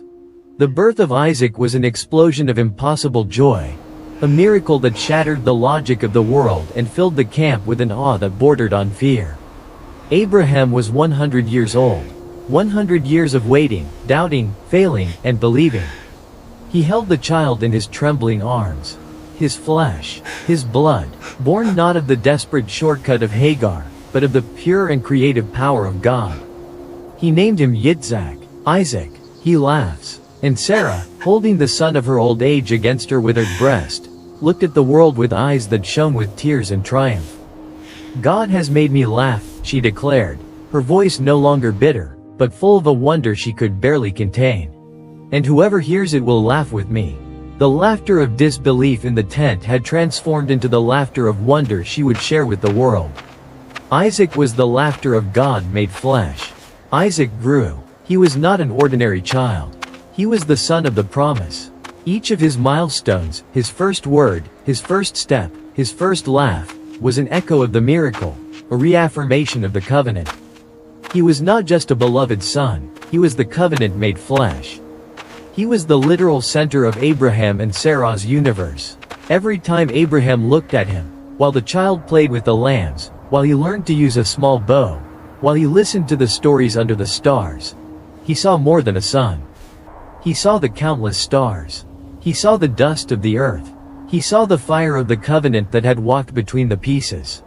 The entire divine plan, the blessing promised for all the families of the earth, rested on the small and vulnerable shoulders of this miraculous child. The presence of Ishmael, the son of the flesh, became a thorn. Sarah, with the ferocity of a lioness protecting her only miraculous cub, saw Ishmael, the teenager, mocking Isaac during the weaning feast. Perhaps it was simple childish mockery, or perhaps something deeper, a manifestation of the inherent conflict between the promise and the shortcut. For Sarah, it was intolerable. She demanded his expulsion. "Cast out this bondwoman and her son," she told Abraham, her voice hard as flint, "for the son of this bondwoman shall not be heir with my son, even with Isaac." Abraham's heart broke. He loved Ishmael. He was his firstborn. But Sarah's command resonated with a spiritual truth he could not deny. And God himself confirmed the painful necessity to him. "Let it not be grievous in thy sight because of the lad, and because of thy bondwoman. For in Isaac shall thy seed be called. And also of the son of the bondwoman will I make a nation."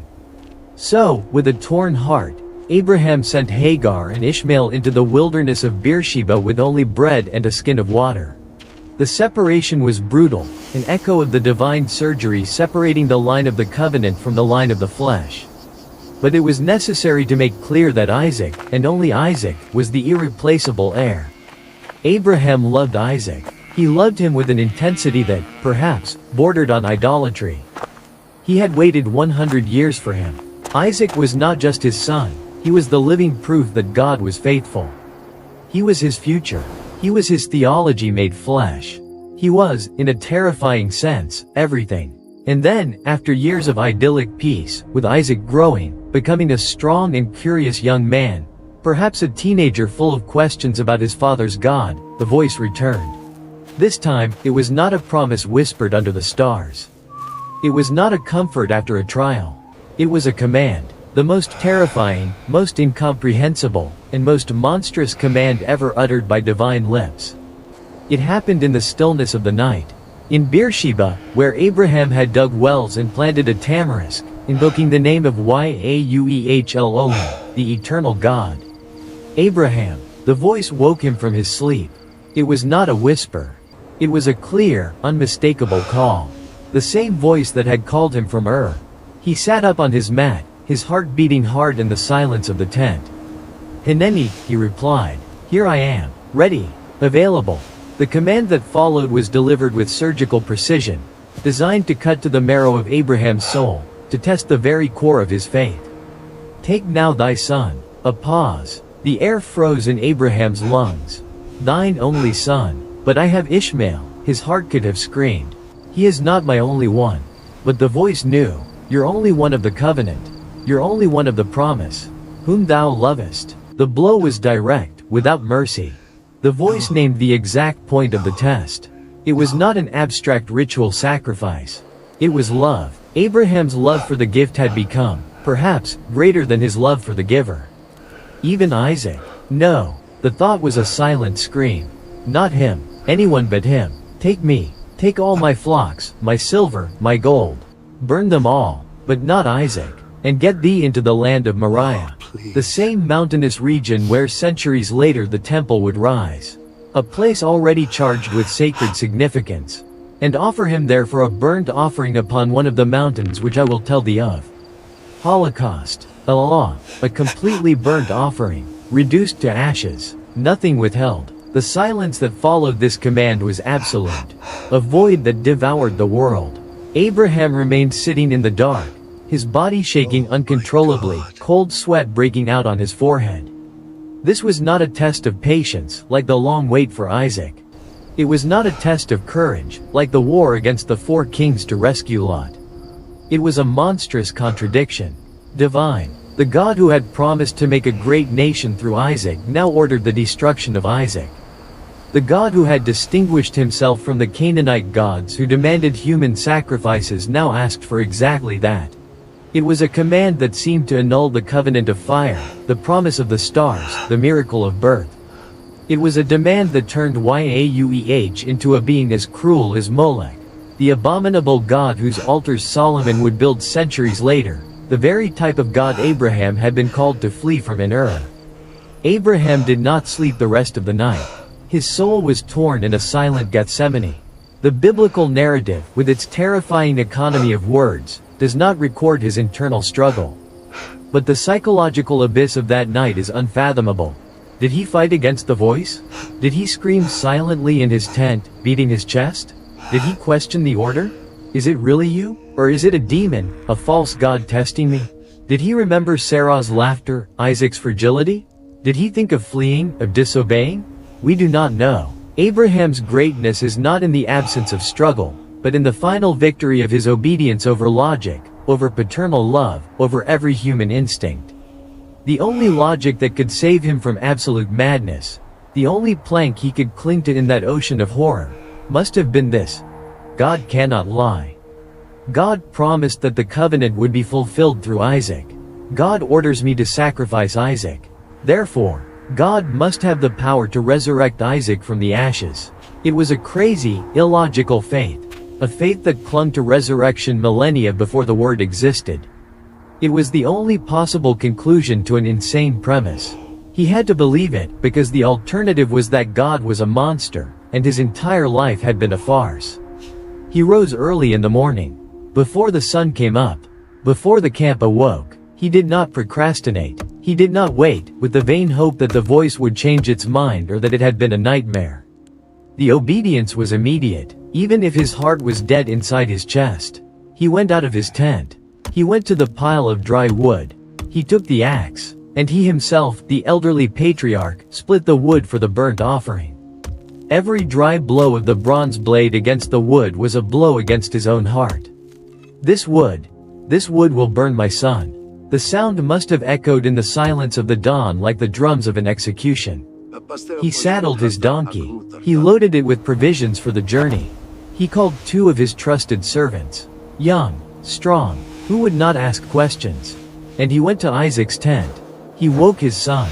The young man sat up, sleepy. "Rise, my son," said Abraham, struggling to keep his voice steady. "We will go far, to a mountain, to worship Yahweh." Isaac, accustomed to his father's journeys of worship, did not question.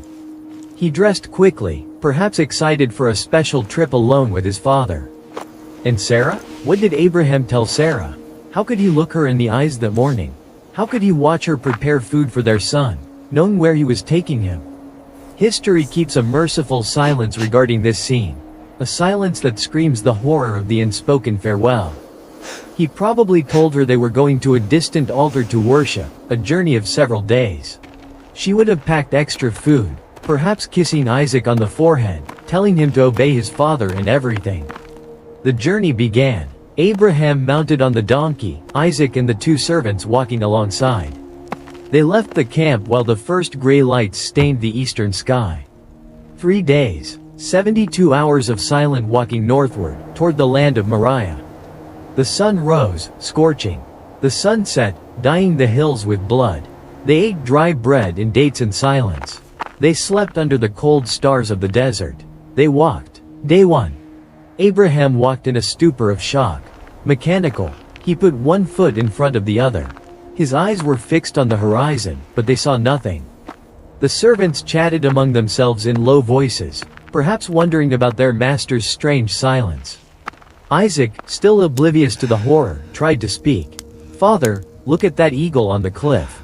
Abraham only nodded, unable to form words, his throat closed by an iron knot. Night 1. They sat by a small fire made of dry bushes. Abraham watched Isaac sleep, wrapped in his cloak, the flickering light of the flames dancing on his young and trusting face. The sacrificial knife, large and heavy, with a bone handle, was tucked into his belt. His hand went to it involuntarily. His mind was a storm. Is this faith? Or is this madness? He remembered the fire of the covenant. He remembered Sarah's laughter. God can resurrect him. God must resurrect him. It was the only thought keeping him upright. Day 2. The landscape became rougher, more mountainous. They climbed constantly. It matched the state of his soul. The silence between him and Isaac became heavy, tangible. Isaac no longer tried to speak. The boy, or young teenager, now knew that something was terribly, fundamentally wrong. He saw the agony in his father's eyes, the way he avoided his gaze. Fear began to grow in his own heart. Night 2. Abraham did not sleep at all. He sat in the cold darkness, looking at the dark outline of the Moriah range in the distance. He mentally reviewed every moment of Isaac's life, his miraculous birth, his first word, Abba, his infectious laugh, his intelligent questions about God and the world.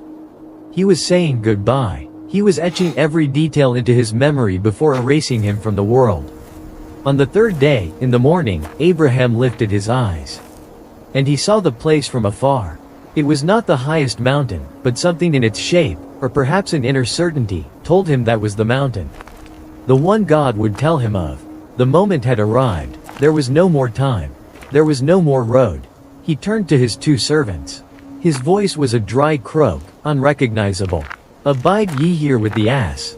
They stopped, confused. "And I and the lad will go yonder and worship." He paused. The abyss opened before him.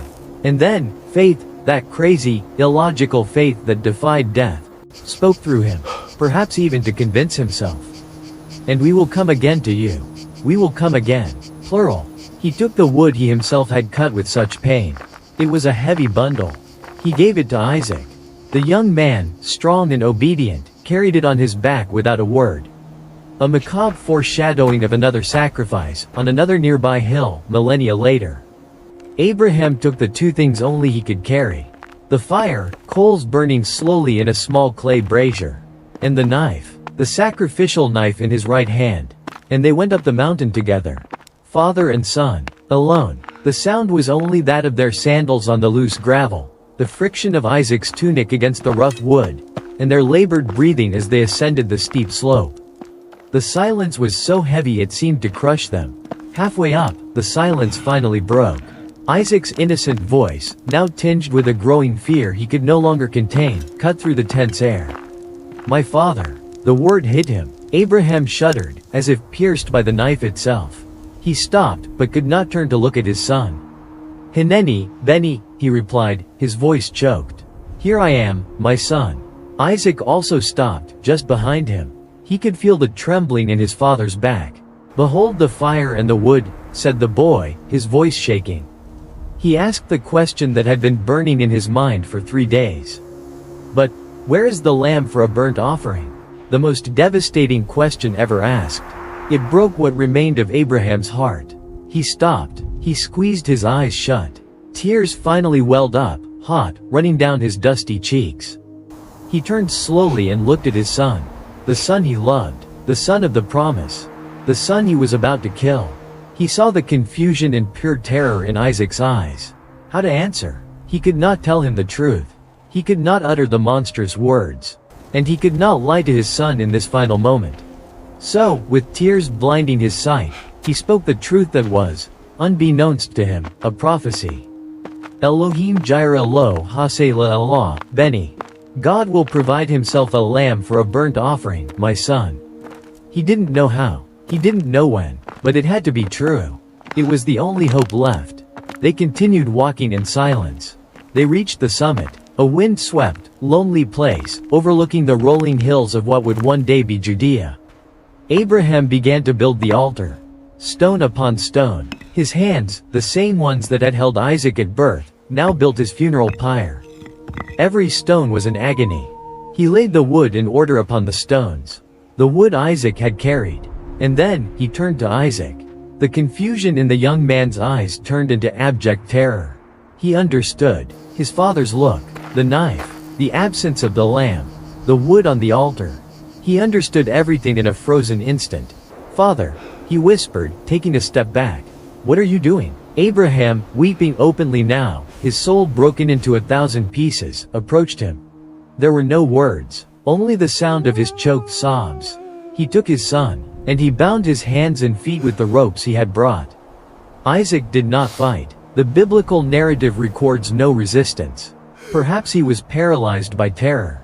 Or perhaps, in an act of faith as incomprehensible as his father's, he accepted his fate. The trust in his father, or in his father's God, was absolute, even in the face of this murderous madness. Abraham lifted his only son. The weight of the promise. The weight of his heart. And he laid him on the altar, upon the wood. Isaac looked up at the bright blue sky, his eyes wide, petrified. Perhaps he prayed silently. Abraham reached out his trembling hand. He grasped the rough handle of the knife. The copper or bronze glinted under the relentless sun. He took a deep breath, a choked sob that tore his chest. He closed his eyes. He could not look. He raised his arm. He tensed his muscles to plunge the knife into the young, beating chest of his son. The entire universe held its breath. The stars, the dust, the promise, the covenant, the future of humanity. Everything was suspended on the edge of that knife. And then, Abraham, Abraham, a shout. It was not the inner voice. It was an audible, thunderous voice that tore the sky. It was a messenger. The angel of Yaueh shouting from above, a voice full not of anger, but of panic, of urgency. Stop! Abraham's hand froze in the air. The knife trembled, inches from Isaac's chest. Lay not thine hand upon the lad, neither do thou anything unto him, shouted the angel. Abraham opened his eyes. He looked up at the sky, blinded by the sun, searching for the source of the voice. For now I know that thou fearest God, seeing thou hast not withheld thy son, thine only son from me. The test was over. He had reached the edge of the abyss, the point of no return. And he had obeyed. The knife fell from his limp hand. It hit the stones with a metallic clatter that echoed in the silence. Abraham collapsed onto the altar. Not on Isaac, but beside him. He embraced his bound son, his body shaken by uncontrollable sobs. Sobs of relief, of residual terror, of overwhelming gratitude. The tension of 3 days, of a lifetime of tests, broke. He untied the ropes, his hands clumsy and shaking. Isaac, trembling, shocked to the core, alive. They embraced on the altar, father and son, both reborn on that mountain. Then Abraham lifted up his eyes, wiping away his tears. He looked around, his mind still dazed. And there, a few meters away, caught in a thicket by his thick horns, was a ram. A full-grown male lamb. It struggled silently to free itself. Had it been there all along? Or had it appeared in that instant? It didn't matter. Elohim Jireh, God had provided. His desperate prophecy to Isaac had been fulfilled literally. He ran, stumbling over the rocks. He took the ram. He brought it to the altar. And he offered it up for a burnt offering in the stead of his son. The smell of the sacrifice, this time not a smell of terror, but of gratitude, rose to the clear sky. And the voice of the angel called a second time from heaven. It was no longer a shout of urgency, but a solemn declaration, a divine oath. By myself have I sworn, saith Yaueh. God swearing by God, the most absolute oath possible, for, because thou hast done this thing, and hast not withheld thy son, thine only son, that in blessing I will bless thee, and in multiplying I will multiply thy seed as the stars of the heaven, and as the sand which is upon the seashore.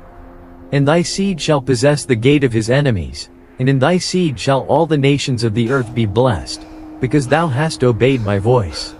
The covenant was reaffirmed, but now it was based not only on faith, believing, but on sacrificial obedience, acting. Abraham had been willing to give up the promise itself, Isaac, out of absolute loyalty to the promiser, God. He had demonstrated, in the most terrifying way possible, that he loved God more than the greatest blessing of his life. He had passed the final test. They went down the mountain, father and son. The journey back was as silent as the journey there, but the silence was different. It was no longer the silence of terror. It was the silence of awe, the silence of having been at the edge of the abyss and having been rescued. They could never be the same again. Isaac was no longer a child. He had seen the knife. He had smelled the smoke of his own potential pyre. He bore the invisible mark of the altar. And Abraham had become, unequivocally, irrevocably, the father of faith. The friend of God. The man whose impossible obedience would become the foundation upon which the history of redemption would be built. The summit of Moriah was the spiritual climax, the final test that redefined the relationship between Abraham and his God. But life, even after touching heaven and hell, must continue its slow and earthly rhythm in the valleys. The fire of the altar cooled. The voice withdrew into a watchful silence. And the years, the decades, began to pass with the dusty calm of the seasons in Canaan.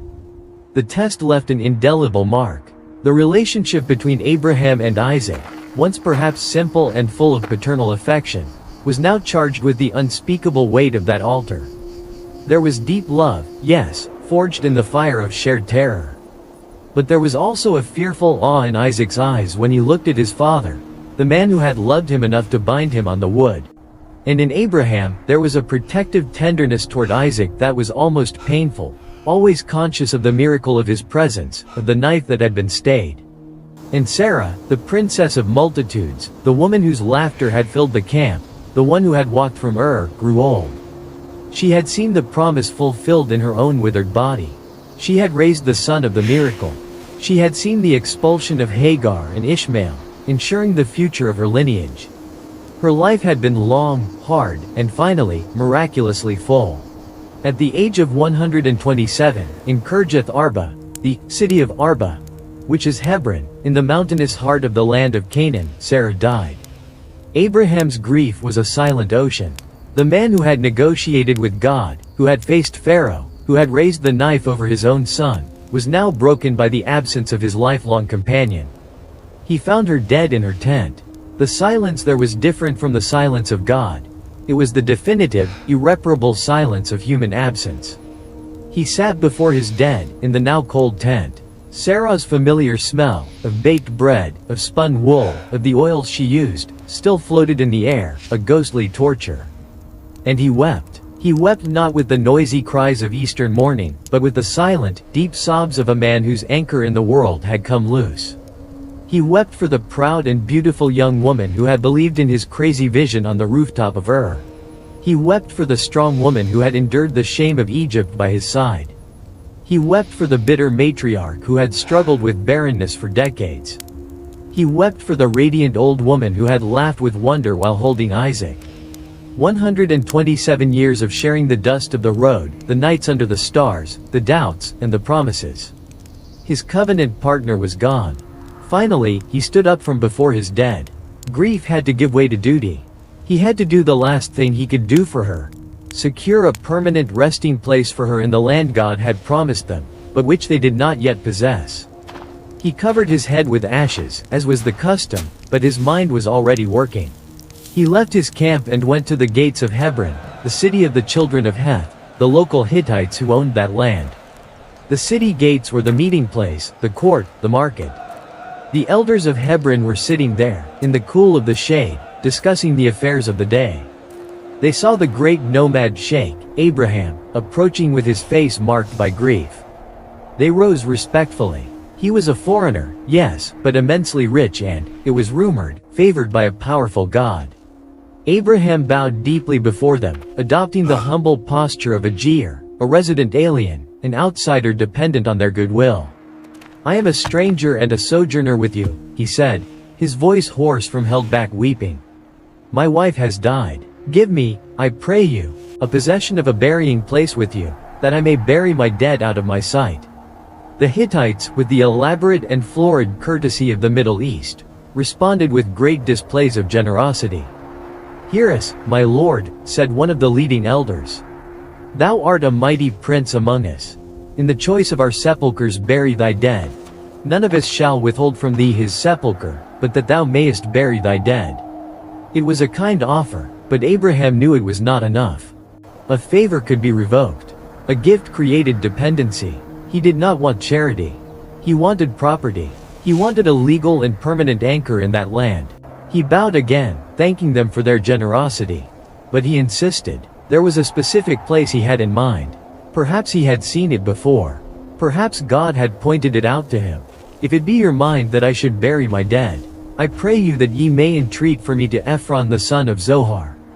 Ephron, who was sitting among the elders, stood up. He was the owner of the field Abraham desired. "That he may give me the cave of Machpelah, which he hath in the end of his field," continued Abraham. "For as much money as it is worth he shall give it me for a possession of a burying place amongst you." The negotiation began, a polite ritual masking a hard bargain. Ephron made a great show of generosity before the witnesses at the gate. "Nay, my lord, hear me," said Ephron with a magnanimous smile. "The field give I thee, and the cave that is therein. I give it thee. In the presence of the sons of my people give I it thee. Bury thy dead." It was an extravagant offer. To give not only the cave but the whole field. But Abraham knew it was part of the game. Accepting such a large gift would place him in perpetual debt to Ephron and the Hittites. He bowed a third time to the ground.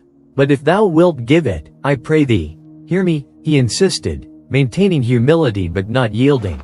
"I will give thee money for the field. Take it of me, and I will bury my dead there." He wanted a clean transaction. He wanted a deed. He wanted an indisputable title.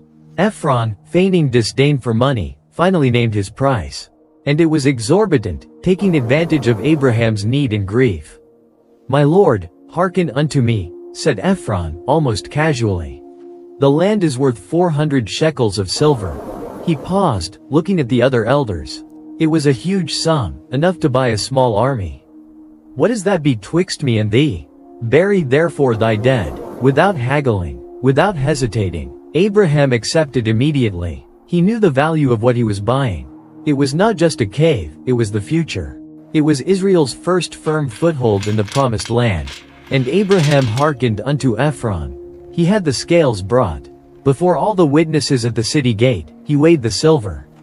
Not minted coins, which did not yet exist, but pieces of raw silver. 400 shekels, current money with the merchant. A fortune. He gave it to Ephron.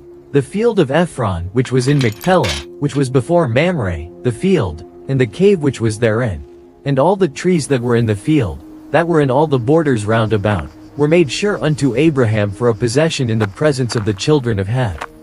It was his, indisputably. This act was his last great declaration of earthly faith. After a life of pilgrimage, of living in tents, of possessing only intangible promises, Abraham finally bought his first and only portion of the promised land. And it was a tomb. The promise of life, a great nation, was anchored first in the place of death. By buying that dark and silent cave, Abraham was declaring, "This land is ours. My lineage will rest here. And even if we leave, as you prophesied in the darkness, to Egypt, we will return here. This is our home." He carried Sarah's body, wrapped in clean linen, into the cool darkness of that cave. He laid her there, the first seed of the future Israel planted in the rocky soil of Canaan. His last great task in life, now that Sarah was gone, was to secure Isaac's future. Isaac was the heir of the covenant. Now a middle-aged man, perhaps 40 years old. He had not yet married. And Abraham, with a clarity that came from both divine wisdom and bitter experience, knew he could not marry a Canaanite woman. He could not allow the lineage of the covenant to be contaminated with the idolatry of Baal and Asherah that surrounded them. The lesson of Sodom was too recent. Solomon's own future fall was already foreshadowed. He called his oldest servant, the man who had managed all his goods for decades. Probably Eliezer of Damascus, the man he once thought would be his heir before Isaac's miraculous birth. "Eliezer," said Abraham, his voice now frail with age and grief. "Come here." The servant approached with reverence. "Put, I pray thee, thy hand under my thigh," ordered Abraham. Eliezer obeyed, performing the ancient and solemn ritual. Placing the hand under the patriarch's thigh, near the organ of procreation and the sign of the covenant of circumcision, was to invoke the most sacred oath possible, an oath on life and lineage. "And I will make thee swear by Yahweh, the God of heaven, and the God of the earth," continued Abraham, his voice gaining strength, "that thou shalt not take a wife unto my son of the daughters of the Canaanites, among whom I dwell." The command was absolute. No local alliances, no compromises, but "thou shalt go unto my country, and to my kindred, and take a wife unto my son Isaac." The mission was daunting, a journey of weeks, back to distant Haran, where part of his family, the descendants of his brother Nahor, had stayed. A journey through dangerous lands, with a caravan loaded with treasures to impress the family and secure the bride. Eliezer, a pragmatic man, saw the difficulties. "Peradventure the woman will not be willing to follow me unto this land. Must I needs bring thy son again unto the land from whence thou camest? Should he take Isaac back to Mesopotamia? Beware," exclaimed Abraham, almost with panic. "Beware thou that thou bring not my son thither again." Never. Returning was unthinkable. It was undoing the Lech Lecha. It was abandoning the promise. And then, Abraham expressed the unshakable faith he had learned through a life of trials. "Yahweh, the God of heaven, which took me from my father's house." and which spake unto me, and that sware unto me, saying, Unto thy seed will I give this land. He shall send his angel before thee, and thou shalt take a wife unto my son from thence. It was not a hope. It was a certainty. The same God who had guided him would guide his servant. The servant departed, with 10 camels loaded with Abraham's finest gifts, gold and silver jewelry, costly garments. He traveled for weeks, guided not by a map, but by his master's faith and the prayer in his own heart. And in a story of divine providence by a well on the outskirts of Haran, he found Rebekah, granddaughter of Abraham's brother, Nahor. Young, beautiful, and most importantly, of generous heart and adventurous spirit.